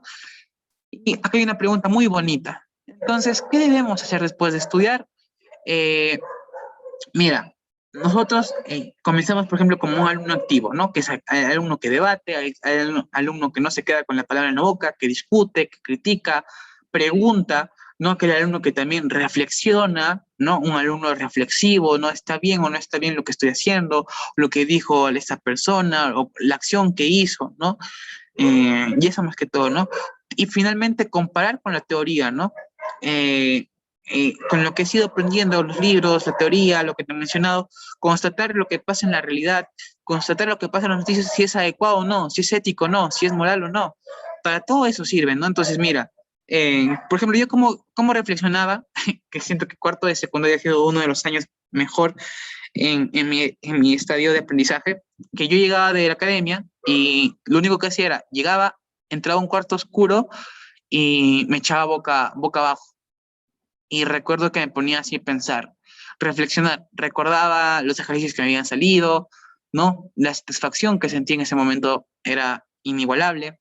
Eh, era otra cosa. Entonces, reflexionar, hacer un recuento progresivo, ¿no? Entonces, muchas veces decimos, no, es que hacer una lista de tareas es muy tedioso, muy flojera, una lista de organización, ay, no. ¿Por qué? Porque es bueno eso, para sentir esa satisfacción.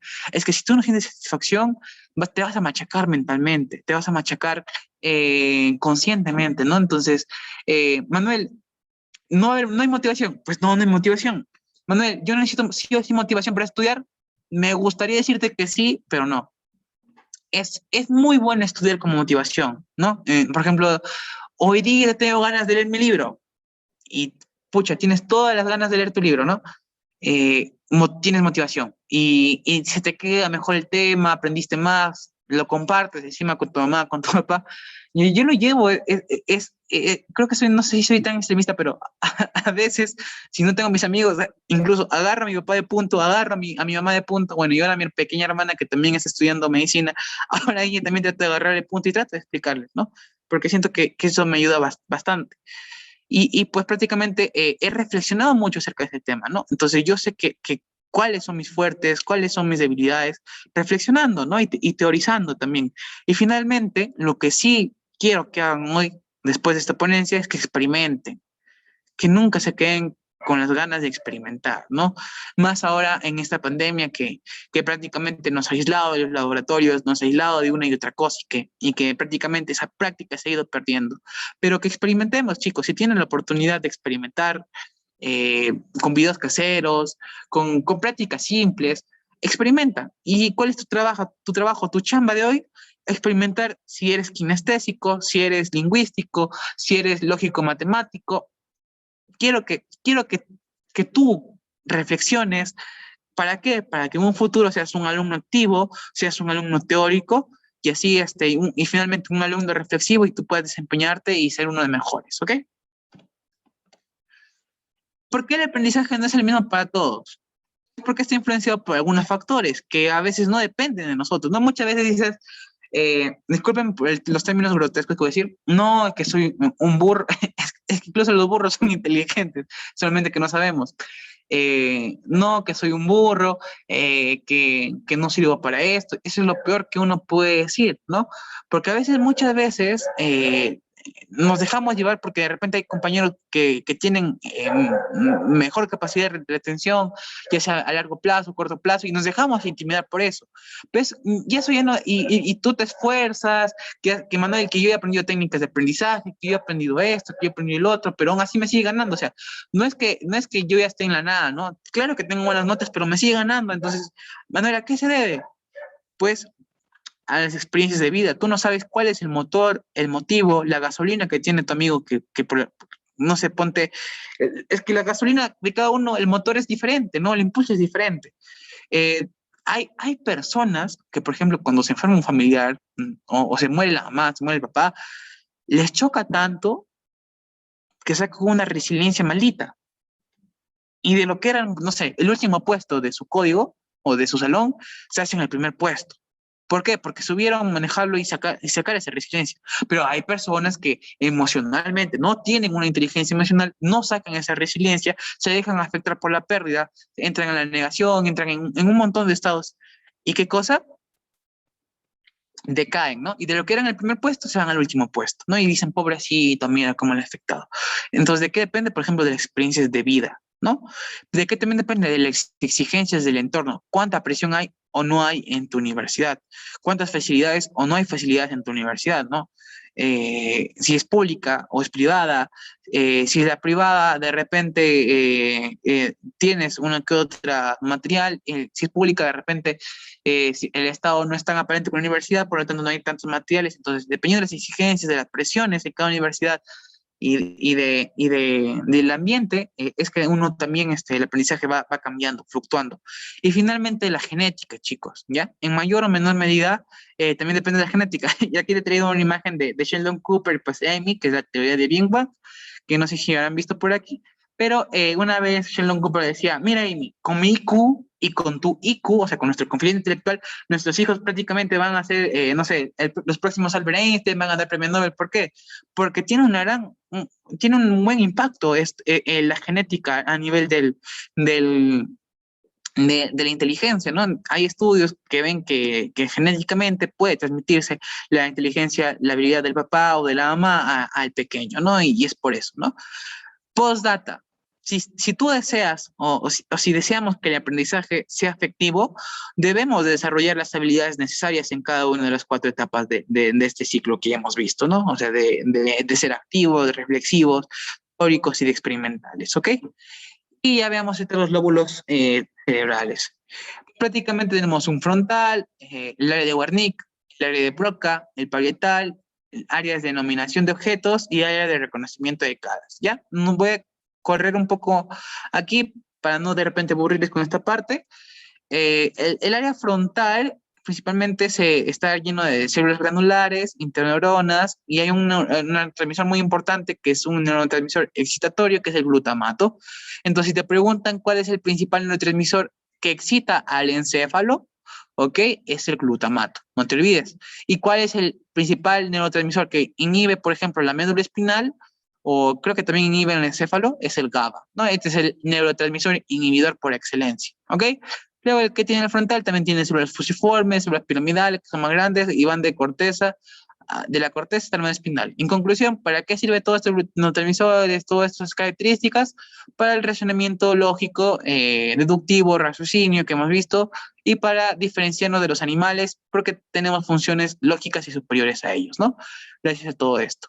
Luego, ¿qué más tenemos? El área de Wernicke.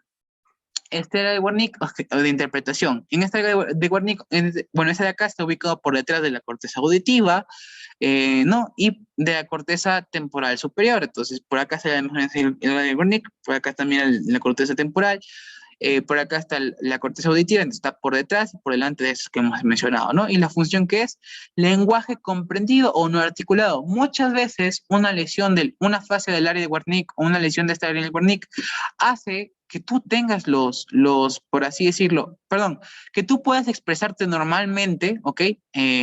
Normalmente, o sea, tú tienes el pensamiento, tus pensamientos son coherentes, son lógicos, pero el momento no, así no era. Ya me acordé. O sea, no es que tus pensamientos sean lógicos, sino que tus palabras, o sea, normal tú puedes mover tu boca, normal puedes mover tu lengua, ¿no? Todas esas zonas innervadas por el glosofaringeo están normales, ¿no? Pero una lesión en el Wernicke, ¿qué hace? Que tus pensamientos no sean claros, que tú mezcles una cosa con otra y por lo tanto cuesta comunicarte, ¿ya? O sea, es como que haces una mezcolanza tremenda mentalmente, pero articularmente funcionas, ¿ya? O sea, es como que tú puedes darme un mensaje, ¿no? Como que, por ejemplo, Manuel, la ponencia no se está entendiendo, pero una persona con área de Wernicke, en su mente está, por ejemplo, mezcla, ¿no? Entendiendo, Manuel no se está. O sea, la persona piensa eso, o sea, mezcla las ideas, así articularmente o oralmente puede expresar las ideas, pero no va a poder expresarlo con claridad. ¿Por qué? Porque sus pensamientos están alborotados, están mezclados, ¿ya? En cambio, una fascia global o una fascia de Broca, ¿ok? Que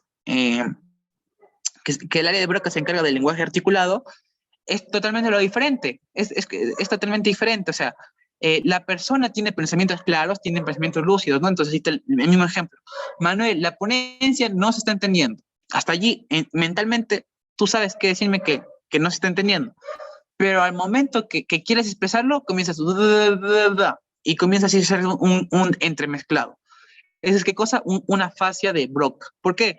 Porque ya no está el problema a nivel mental o a nivel de momento de gestionar y ordenar las ideas, sino que está al momento de articular las palabras, ¿ya? Al momento no hay una concordancia, hay problemas, de repente problemas a nivel incluso muscular, ya es una fase. Tiene que ver mucho con el área motoria primaria, que es el área 4, ¿ya? Bien, ¿qué más por acá, chicos? Está el parietal. Mira, el parietal está compuesto por las áreas somatosensitivas, tanto primaria como secundaria, y se ubica por atrás de la corteza visual y el costado de la auditiva. ¿Cuál es su función de este parietal? Interpretar coordenadas espaciales, ¿no? Por ejemplo, orientarte en un campo de fútbol, saber cuándo cabecear, cuándo entrar al área, cuándo no entrar al área, ¿no? Y también es útil para las habilidades manuales, ¿no? ¿Cuántas por aquí las chicas no saben de repente coser punto cruz, hacer unas que otras manualidades? He visto que hay muchas muchachitas que hacen negocios, por ejemplo, en Instagram, ¿no? De hacer, por ejemplo, algunos presentes por el día de cumpleaños, o por el día de San Valentín, o por festividades, y les queda muy bonito, la verdad, chocolates, tortas, y todas esas habilidades manuales. ¿A qué se debe? A tu lobo parietal, ¿no? ¿A qué se debe que te orientes en tiempo, espacio? Bueno, en tiempo, espacio y persona, principalmente es la corteza, ¿ya? La corteza cerebral, o la frontal. Ya, pero para que te orientes así en el espacio, es el parietal. Luego, para el área de denominación del objeto, ¿no? Entonces, ese es un área muy importante en el pequeño, en el bebito, en el cual comienza a nombrar cosas, ¿no? Entonces, de lo que, de lo que mm, balbuceaba, comienza a mirarte, bueno, o mirar a tu papá y dice, pa. Luego dice, ma. U otros medio que se lo quieren y dicen, mi. No, entonces, ¿eso qué se debe? Al área de denominación del objeto. Entonces, esos pequeños, una y otra cosa le meten a los objetos, ¿no? Y tienes que, tú ya, de tanto que convives con ellos, hasta entiendes su lenguaje, ¿no? Ma, pa, mi. Y esto de acá donde se ubica, al costado del occipital anterior y del temporal posterior, ¿no? Entonces, ¿para qué? Para que nomines objetos, ¿no? Tú les das una significación, ¿no? Entonces, ¿y cuál es su función? Por ejemplo, sirve para deletrear y nombrar objetos, ¿no? Por ejemplo, cuando hay competencias, ¿no? Se ha visto el concurso de deletrear, ¿no? No sé, lo has visto en series o también de repente lo has visto de manera presencial o en la vida real, de cómo es que se letrea, ¿no? Entonces, ¿qué usan? Esta área de denominación de objetos que está al costado del occipital anterior y del temporal posterior, ¿no? Entonces, por acá está el occipital, ¿no? Anterior y del temporal posterior. Aquí, este circulito amarillo vendría a ser la área de nominación de objetos, ¿no? Con esta área tú deletreas y nombras objetos. Y no te olvides que el occipital también es importante. ¿Para qué? Para ese tipo de aprendizaje visual, por ejemplo. Manuel, ¿qué pasa si yo me lesiono el occipital? Pues hay un riesgo de que te quedes ciego. ¡Ah! ¿En serio? Sí, hay un riesgo que te quedes ciego. ¿Por qué? Porque acá está la región de la visión, ¿ok? Y también hay un área de reconocimiento de caras. Por ejemplo, ¿alguien sabe, chicos, cómo se llama no sé si decir la enfermedad, pero o esa afección en el cual tu cerebro no puede reconocer caras? Por ejemplo, te explico. Creo, muy bien, Jessica, atenta. Me encanta. Es la prosopagnosia, ¿no? Entonces, por ejemplo, estás por ahí de la vida, caminando con celular, todo distraído, ¿no? Pensando que en tu pueblito, o en la zona donde vives, o en la ciudad, todo es tranquilo. O más en los pueblitos, ¿no? En la ciudad es muy más agresivo. Estás caminando con el celular y ¡pa! Te arranchan el celular, ¿no? Y en buena hora, por reflejo, por acto reflejo, le quitas la gorra, le quitas la capucha y ves cara a cara al delincuente antes que se corra. Entonces, no lo corres porque de repente, no sé, te mostró una navaja, te mostró la pistola, pero ya lo viste. Entonces, ¿para qué sirve esta área de reconocimiento de caras? Para que tú vayas a la comisaría, digas un tipo, no sé, de metro 70, metro 80, ¿no? Dependiendo de cómo lo viste de altura, con tales características, me agarra mi celular, ¿no? Entonces la policía ya hace su trabajo y se pone de identificar, ¿no? Pero ¿qué pasa si una persona sufre de prosopagnosia, ¿no? Se le va a dificultar acordarse de la carrera del choro, se le va a dificultar acordarse de una y otras personas, ¿no? Y esto no pueden evitarlo. O sea, incluso, por así decirlo, tienen, no sé, un primito de 4 años, ¿no? Entonces juegan con él, ¿no? Después, no sé, están por la calle, pasó, no sé, unas semanas, unos meses, y se supone que todavía tu cerebro, así te hayas olvidado el nombre, tú reconoces a esa persona, te acuerdas, pero los pacientes con prosopagnosia, las personas con esta afección, es más, hasta se pueden olvidar de que era su sobrinito, de que era eso, o sea, y no porque, o sea, saben, no sé qué se llama, de repente que se llama, su sobrinito se llamaba Marco, Mateo, pero se olvidaron sus características faciales, o sea, ese es el defecto, una lesión en esta área, ¿no? ¿Dónde se encuentra? Pues por debajo del lóbulo temporal, no es inframedial, es a los lóbulos temporales, y sirve para qué? Para generar los recuerdos a largo plazo, a corto plazo y para características faciales, ¿no? Entonces, veamos que muchas veces esto sirve para identificar entonces caras, ¿no? Y acá está la de Broca, ¿no? El área de Broca que está muy involucrado con esta área de acá, que es el área motora primaria, ¿no? Que está ubicado en dónde? En la corteza prefrontal, ¿no? Que está por acá toda la corteza prefrontal, acá está el surco bueno, el surco prefrontal y acá está ya el postfrontal, por así decirlo, ¿no? O circunvolución, claro, postcentral, no, claro, postcentral, surco central y el precentral. Entonces ahí está la corteza precentral o prefrontal, posterolateral y cuál es su función para el lenguaje hablado, lenguaje articulado y como yo les dije, ¿no? Expresión de palabras y frases cortas. O sea, una fase de Broca, una frase global, no va a poder expresar las palabras mecánicamente. Mientras que en una fase de Wernicke sí puede expresarlas mecánicamente, pero los pensamientos están distorsionados, entremezclados. ¿Ok? Funciona según el lóbulo, es el lóbulo frontal que se encarga, mira, de la planificación, de la coordinación, el control y ejecución de las conductas. Aquí te dejo otras funciones que cumple. Mira, hasta la memoria se encarga. Pero, o sea, como les digo, todos los lóbulos pueden coincidir incluso casi con varias funciones, ¿no? Entonces, Manuel, mira, acá memoria, por acá temporal también te voy a decir memoria. Manuel, entonces, por qué me dice el frontal que es memoria y el temporal que es memoria? Me confunde. Es que en sí la mayoría de funciones coinciden, pues porque el cerebro es como una obra maestra, ¿no? Está hecho casi de todas las, no sustancia gris, sustancia convoluciones, entre otras cosas. Pero tienen, como les digo, características marcadas. Frontal, entonces con este planificas, coordinas, controlas, ejecutas conductas, ¿no? Por ejemplo, el mismo hecho de la remodelación cerebral, que tu cerebrito aún no esté maduro, que no está acabado, hace que tu frontal esté maduro, ¿no? Entonces hace que seas más impulsivo, un poco más agresivo, un poco más tosco y tu conducta no sea tan regulada, ¿no? El parietal se encarga del procesamiento de la información sensorial, ¿no? De las sensaciones más que todo, ¿no? De las sensaciones tanto externas como internas. ¿Ok? Y el lóbulo occipital, como les dije, ¿qué cosa? Mira, la visión. Una lesión en este occipital te puedes quedar ciego. Y en el temporal principalmente es el que se asocia a la memoria, ¿ya? Aquí es donde se asocia a la memoria, tanto corto plazo como largo plazo. ¿Ok, chicos? Y acá está, ¿no? Las áreas, ¿no? La sensitiva, que está a nivel del lóbulo temporal, la motora, que se encuentra en el frontal, la sensorial, que se encuentra en el parietal, la asociación del lóbulo parietal, que se encuentra una asociación en el parietal, la de visual, que se encuentra en el occipital, y también hay otra de asociación que está en el occipital, ¿ok? El occipital, ¿para qué te sirve? Por ejemplo, para el reconocimiento de objetos, ¿ok? Porque te va a dar la visión. El lóbulo parietal para los sentidos, ¿no? Como por ejemplo tacto, dolor, gusto y temperatura, ¿no? Cuando tú sientes fiebre, ¿no? Y comienzas a sudar y sudar, o cuando estás con dolor, por ejemplo, te pinchas con un clavo o con una agujita, ¿quién hace que interpretes toda esa información nociceptiva? Es el lóbulo parietal.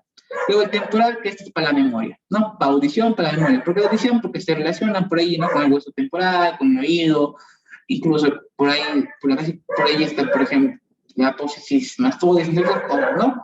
Entonces, se relaciona mucho con las emociones también, ¿no? ¿Por qué? Porque el temporal, graba bien, el temporal se relaciona con el sistema límbico, se relaciona con todas las estructuras del cuerpo.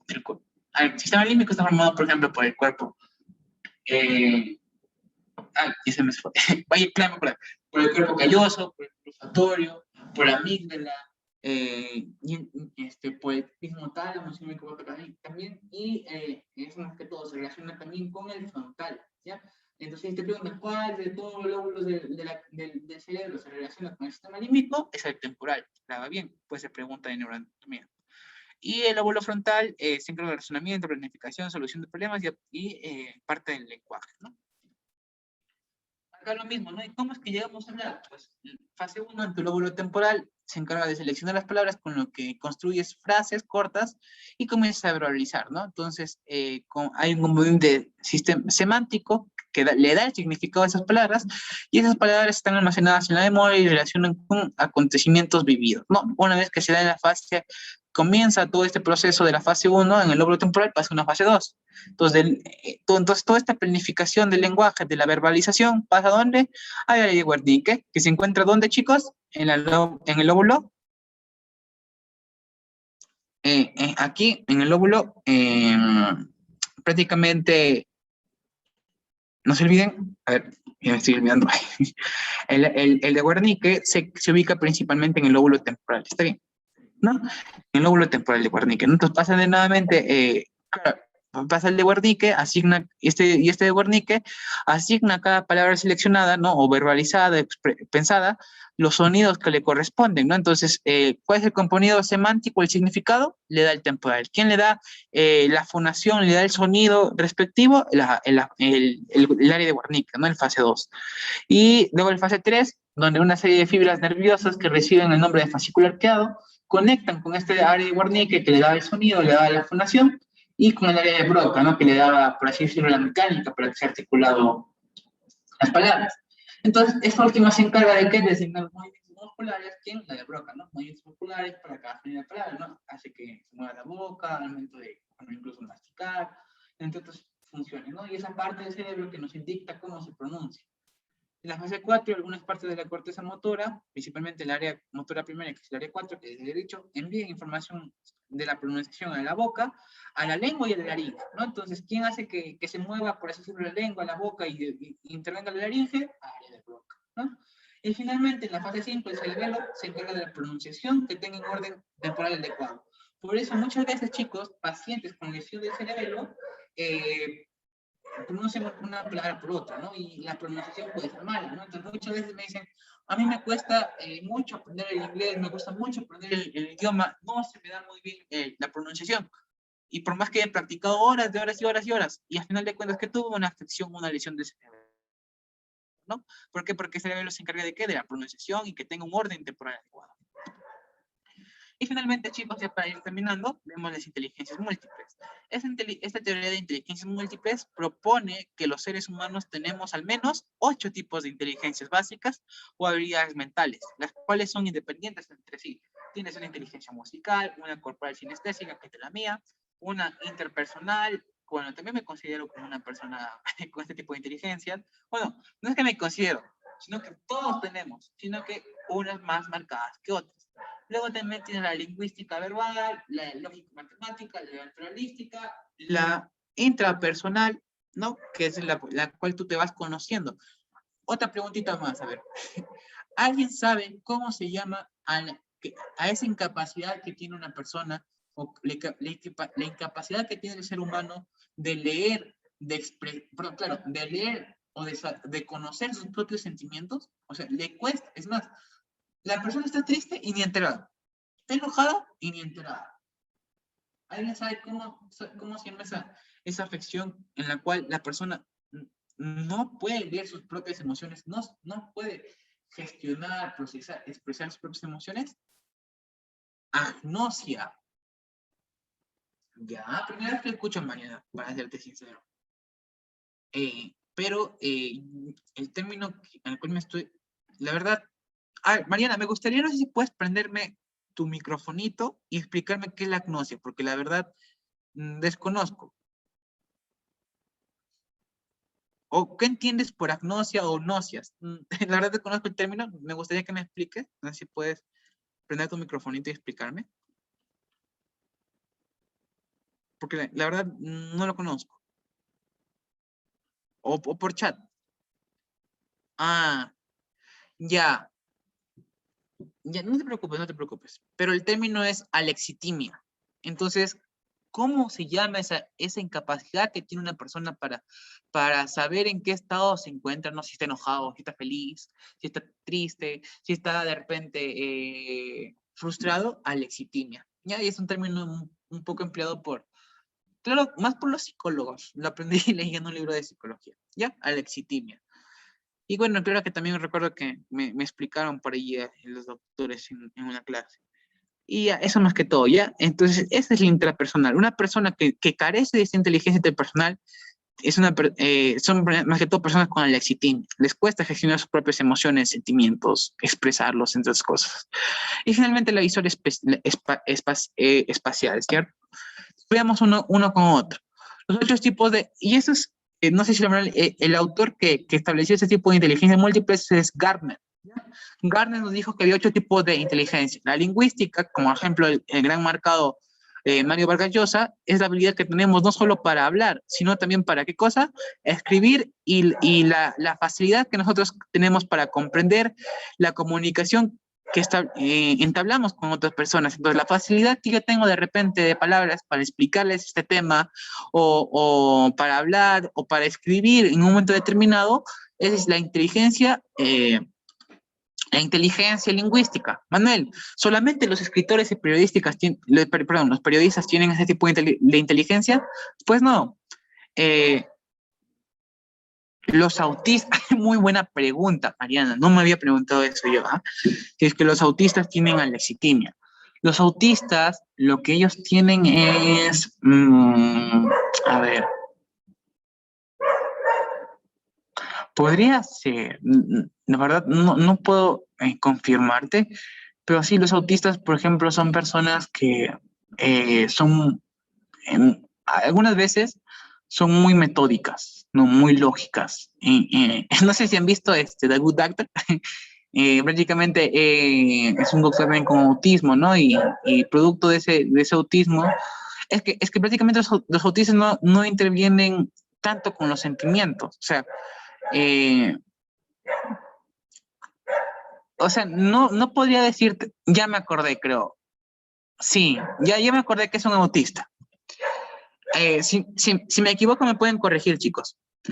Nosotros tenemos unas neuronas en el cerebro que se llaman neuronas espejo, ¿ya? ¿Y para qué sirven esas neuronas espejo? ¿Alguien sabe para qué sirven las neuronas espejo? Miren, justo por acá hay una imagen. Ya, en vez de mirarte a ti mismo, miras a otras personas. ¿Alguien sabe para qué sirve? Muy bien, Mariana, para la empatía. Entonces, ¿qué debemos desarrollar los estudiantes de medicina, los futuros profesionales, los futuros médicos? Muy bien desarrolladas esas neuronas espejo. ¿Para qué? Para tener esa empatía.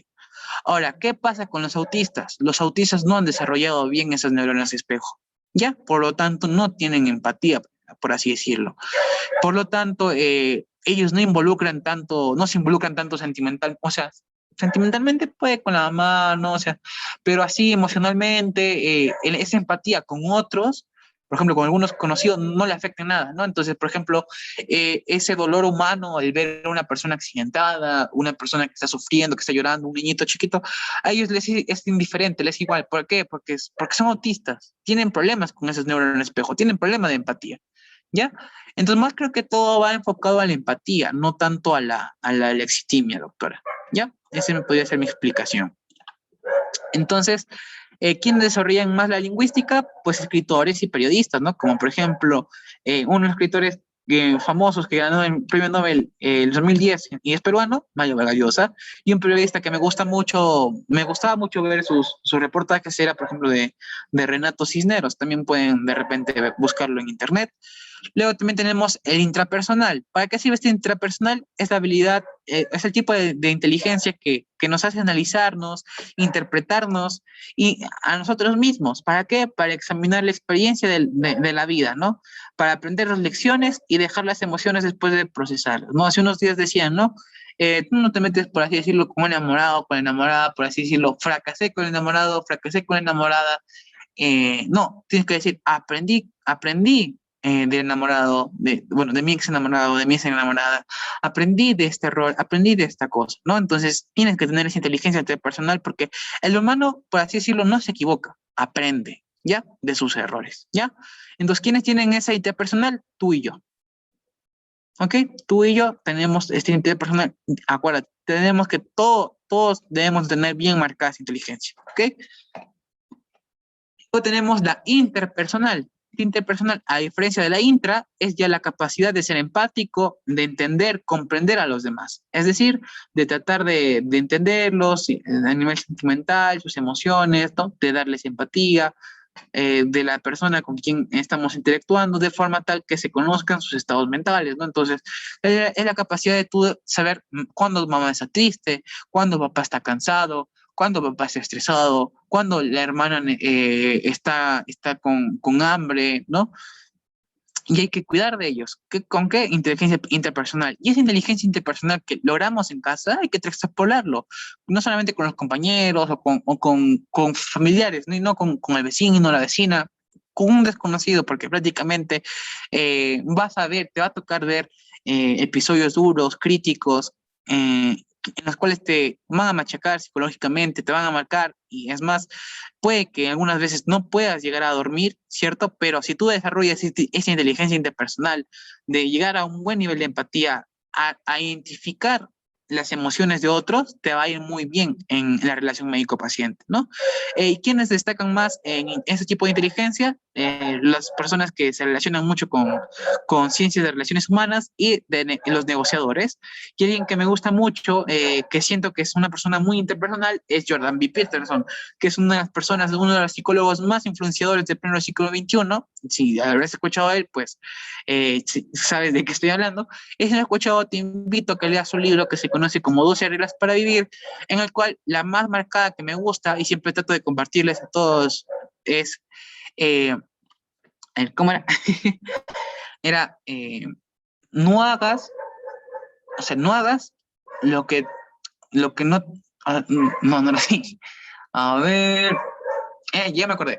Trata a los demás como te gustaría que te traten. Y la verdad es clave, chicos, ¿no? El respeto es fundamental, ya sea con grandes, con chiquitos, y debe ser recíproco, ¿ya? O sea, no solamente ya porque es tu superior o tiene más edad que tú tienes que respetarlo, no. Así sea tu inferior, así sea tu sobrino, sea alguien menor, tú tienes que dar respeto, ¿no? Y demostrarle esa inteligencia interpersonal tuya. Y pues luego está la inteligencia lógico-matemática, ¿no? Que es la capacidad que tiene una persona o el individuo para realizar operaciones mentales lógicas y matemáticas, ¿no? Es la habilidad, la facilidad que tiene uno multiplicando mentalmente, sumando, restando, entre otras situaciones de la vida diaria, ¿no? Cuando vas a de repente comprar tus esparadrapos, tus gasas, tu manual, tu kit de emergencia, tu kit de intervención quirúrgica, ¿no? Por ejemplo, para poder costear, hacer cuentas, entre otras cosas, ¿cierto? Incluso hay un curso, bioestadística médica, que tienes que usar esa inteligencia lógico-matemática. Y pues prácticamente está marcada en qué personas, en matemáticos, físicos y programadores, ¿no? Estadísticos, entre otros. Y acá hay una película muy buena que se llama Gauss, el matemático, ¿no? ¿Quién fue Gauss? Es el príncipe de las matemáticas, y en la película dice, ¿no? Que Gauss era tan inteligente que incluso él sin haber conocido la fórmula de la progresión aritmética, él pudo determinar deductivamente, que ya hemos visto, ¿no? La inteligencia deductiva y la inductiva, deductivamente pudo llegar a la fórmula de progresión aritmética sin que se le hayan enseñado. Y pues prácticamente su mentor que le guía, dijo que solicitó una beca a la realeza, que le dio una beca a Gauss, porque él sabía que Gauss tenía el potencial como para ser el próximo Immanuel Kant. Entonces, por aquí les dejo Gauss, el príncipe de las matemáticas, está en YouTube, video completa, es muy buena, la verdad. Luego está la inteligencia musical, ¿no? La habilidad de poder apreciar la música, interpretar los acordes, interpretar su ritmo, las variaciones, las entonaciones, incluso tienen la facilidad de ¿qué? De componer música, ¿no? Entonces, la verdad, creo que también tengo una de estas, tipo de inteligencia bien marcada. Soy muy fan de la música, no sé hablar mucho inglés, pero soy loquito en escuchar ese tipo de canciones en inglés, y bueno, creo que uno que otro término se me queda por escuchar pura música en inglés. Y pues prácticamente, sí, ¿no? También son muy buenos haciendo rimas, ¿no? No sé si han escuchado por aquí, chicos, las canciones de José Anloj. Siento que sus canciones son muy filosóficas, tienen muy buena letra, muy buena interpretación, y porque varias canciones son poemas, son rimas, y eso más que todo, ¿no? Eh, Acá se me ha quedado, ¿no? Entonces, acá, ¿quiénes son los más marcados? O sea, error de tipeo. Los más marcados son los artistas, los cantantes, ¿no? Los músicos, ya sea de calle, en público, profesionales, tienen marcado esta habilidad musical. No, y acá les dejo un chico que la verdad tiene, un colombiano que tiene una voz angelical, bueno, ahorita ya está jovencito, pero hace unos años se llama, ¿cómo se llama? Ya me olvidé. Jo- ¿Alguien sabe cómo se llama este chiquito? ¿Alguien recuerda? Es de La Voz Kids, pero en Colombia.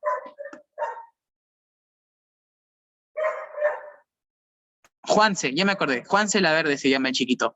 Y el de acá realmente tiene una inteligencia musical muy marcada porque tiene una voz súper agudita, muy bonita, que tú escuchas cantar. Busca ahorita en YouTube Juanse La Verde, audiciones a ciegas, y realmente canta hermoso, ¿no? Y un agudo espectacular que tiene, ¿no? Entonces tiene una inteligencia emocional para qué interpretar todo esto de aquí. Luego está el naturalista. El naturalista es la habilidad de improvisar con los elementos de la naturaleza, del entorno, en forma creativa y novedosa, ¿no? ¿Quiénes tienen marcado esa inteligencia? Los exploradores, los guías y los arqueólogos. Pues prácticamente alguien que tiene muy marcada por así decirlo, tipo de aprendizaje naturalista es Walt Frank, que es una persona que te explica de manera simple los tipos de animales, su clasificación, de sus propiedades de cada uno. Por ejemplo, este es un marsupial, entre otras cosas, ¿no? Mamíferos, y de esa manera muy dinámica y divertida. Y él sabe cómo llegar a su audiencia, sabe cómo interpretarlos, cómo chochear, lo siento, es un término mío, cómo encariñarse con cada uno de estos animalitos y prácticamente eso, ¿no? Entonces, tiene una inteligencia naturalista muy marcada. Luego, otros tipos son la corporal, que tienen la habilidad, o la kinestésica, ¿no? Que tienen la habilidad para crear la coordinación simultánea de muchos grupos de músculos. Por ejemplo, ¿quién regula el equilibrio? El cerebelo, ¿no? Entonces, por ejemplo, ¿qué lóbulo del cerebelo regula el equilibrio en deportes como la gimnasia rítmica? Es el lóbulo flóculo nodular, ¿no? Puede ser pregunta de examen, ¿no? Lóbulo flóculo nodular. Entonces, esos de aquí, con ese equilibrio, esa coordinación, esa inteligencia corporal, kinestésica, interpretan y expresan muy bien sus movimientos, gestos corporales exactos y armónicos. Los ritmos y variaciones en sus tiempos adecuados, incluso tienen la facilidad, no, lo siento, acá también error de tipeo, y tienen más que todo eso, ¿no? Tienen la facilidad de interpretar qué cosa, pasos, movimientos y posturas. Quienes tienen bien identificada este tipo de inteligencia son los deportistas y los bailarines. Y luego tenemos la espacial. La espacial es la habilidad de recrear espacios, incluso figuras tridimensionales. Algo que les recomiendo bastante, chicos, es que siempre que cojan un libro, por ejemplo, ahorita estoy leyendo el Guyton de Fisiología, y lo que hago es, trato de cada fin de semana, ¿qué cosa? Interpretar, ¿no? Grabarme más o menos cómo son las imágenes del hipotálamo, de la hipófisis, de cada una de las glándulas, y lo interpreto mediante plumones, colores, los dibujo y después trato de explicarlo, ¿ok? Con mis propias palabras, con tan solo con mi propia imaginación, con esa orientación tridimensional y con la manipulación con la mente, hace que se te cree más la información. Y quienes tienen bien marcada esta habilidad son los fotógrafos, los dibujantes y los diseñadores. Y algo ya para reflexionar, chicos, y para ir a descansar todos ya en esta linda noche: lo que bien se aprende nunca se debería olvidar. Y si se olvida, hay que repasar, ¿no? Es lo bonito que muchas veces... ¿Alguien ha escuchado de, por ejemplo, hay un ejercicio bien difícil, ya, que es la teoría de Fernand? No. El problema de Fernand, algo así era, ¿ok? De Fernand, pero muy difícil, que pocas personas a nivel mundial, que solamente Fernand, no recuerdo bien, era la única persona en desarrollar ese problema, ¿ya? Pero hubo otra persona que también pudo desarrollarla. Y ¿sabes qué dijo esa persona? Dijo, muchas veces yo he conocido el tema, pero cuando he intentado hacer ese problema, que es súper yuca, por así decirlo. Pero entonces, si es que tú has intentado varios años dominando, por así decirlo, entre comillas, el tema, ¿por qué no lo sacaste antes? y el chico dijo, tuve que olvidar primero, ¿ok? Tuve que olvidar primero para poder llegar a la respuesta. O sea, para llegar a una nueva interpretación, a una nueva relación. Y eso es lo que pasa muchas veces, chicos, ¿no? Porque a veces nos encariñamos tanto con un libro que leemos 2 a 3 veces, pero no leemos 2 a 3 veces seguidas, sino que hay que olvidar primero la información leída, ¿no? Para que tiempo después volvamos a darle una nueva interpretación, nuevos significados y un mayor entendimiento. ¿Ya, chicos? También, ¿qué más? Los estilos de aprendizaje que acabo de enseñarles no se relacionan con lo que se aprende, sino cómo se aprende. Yo les dije que no necesariamente tú necesitas de flashcards, comprarlas, sino que tú también tienes la habilidad de ¿qué? De poder crearlas y gestionarlas. Y finalmente, juzgar como inteligentes solo a quienes pertenecen a un grupo por unas habilidades específicas es incorrecto e injusto. Y estoy totalmente de acuerdo. ¿Por qué? Porque la mayoría de test de IQ, ¿no? que evalúan supuestamente tu coeficiente intelectual, están orientados o a lingüística o a matemáticas y se olvidan de los otros tipos de inteligencia. Por eso yo siento, y muchas personas se indignan también al querer decir, este es un chico, por así decirlo, que no es inteligente, no destaca, cuando al final es un chico muy hábil, ¿no? Que tiene otros tipos de inteligencia, sino que se lo cataloga así porque de repente fracasó o jaló un examen de test. Entonces, estos test no miden todos los tipos de inteligencia, solamente dos, la lingüística y la matemática. Bueno, chicos, eso sería todo por el día de hoy. Recuerden siempre seguir aprendiendo y enseñando con humildad. La disciplina y el esfuerzo siempre gana a las personas que, por así decirlo, tienen un aprendizaje innato o son, por así decirlo, genios del estudio. Siempre el esfuerzo le gana, aunque sea por un poquito. Eso lo he evidenciado bastante en mi secundaria. Ya, chicos, un momentito. Ahorita voy a ver eso del pase de lista y si no, en todo caso, espero que la ponencia haya sido sagrado y ahorita veo el pase. Y muchas gracias a todos por su atención. Si tuvieran alguna duda, alguna consulta. No, continúa. Bien, Manuel, muchas gracias por tu ponencia, estuvo realmente muy interesante. Y bueno, chicos, no se olviden también que esta ponencia pueden verla en el canal de YouTube de Siembe. Y ahora voy a proceder a pasar el pase de lista. Espérenme unos momentitos, por favor. Muchas gracias, Blanquita. Y chicos, ya para ir terminando, no de nada, Eduardo, de nada, Jessica, son temas que creo que, muchas gracias, María, creo que son temas que hay que empaparnos un poquito más. Yo la verdad también me he animado en dictar esta ponencia porque siento que nos va a ayudar a tener un mejor entendimiento, a dedicarnos no solamente a aprender por aprender, sino a aprender cómo aprender, ¿no? Y se nos va a facilitar mucho. Un datito, Oliver Stack tenía prosopagnosia. Oh, Jessica, te invito a que prendas tu audio y nos compartas, porque de verdad no conozco a Oliver Sacks. A Oliver Sacks. ¿Quién era Oliver Sacks? Y más o menos cuál fue su historia con su prosopagnosia. Sí, buenas noches, ¿me escuchan? Sí, Jessica, adelante. Ya sí, Oliver Sack era un neurólogo que escribió un libro o un video que hablaba sobre una enfermedad igual neurológica que era la encefalitis. Pero lo curioso es que aunque él era neurólogo, él también tenía como una enfermedad neurológica que es la prosopagnosia, ¿no? Y hay un video en YouTube en el cual él reconoce a las personas, pero no por la cara, sino por sus rasgos. Digamos, ve, es negro, podría ser tal persona así. Muy interesante, Jessica, la verdad. Por acá hay unos perros que están ladrando demasiado. Dijiste que Oliver Sacks en sí era un neurólogo que estaba como que haciendo una investigación de encefalitis. ¿Me confirma si era encefalitis o era otra afección? Era encefalitis.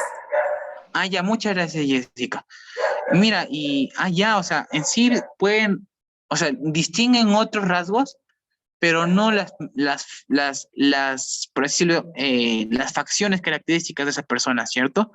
Mira, qué interesante datito, no desconocía la verdad, ¿no? Entonces, muchas gracias, Jessica, por compartirlo. Y es muy grato nuevamente, ¿no? Poder aprender esos datitos de aquí. Voy a tratar de buscar el videito como también para verlo, ¿no? Y igual, chicos, si tienen otros datitos o alguna experiencia personal de cómo ha cambiado, ¿no? Su vida, de repente conociendo modelos cerebrales o las otras ponencias de este curso, podrían también mencionarlas. Y así, chicos, ¿no? Vamos aprendiendo de poquitos. Y bueno, no se olviden, ¿no? Aquí Blanquita ya mandó el link del FONS para que tengan su certificado, chicos. Y muchas gracias por su atención, doctores. Espero que les esté yendo muy bien en su ciclo y con esta ponencia podamos también mejorar nuestros hábitos, mejorar nuestro tiempo de... Ah, hay una película, genial. Entonces, todos aquí, la película del neurólogo que también padecía de prosopagnosia, no podía identificar a las personas por por características, por así decirlo, faciales, rasgos faciales, sino que por otros rasgos como el color de piel. La película se llama Despertares, ¿ok? Muchas gracias, Jessica, por compartirlo.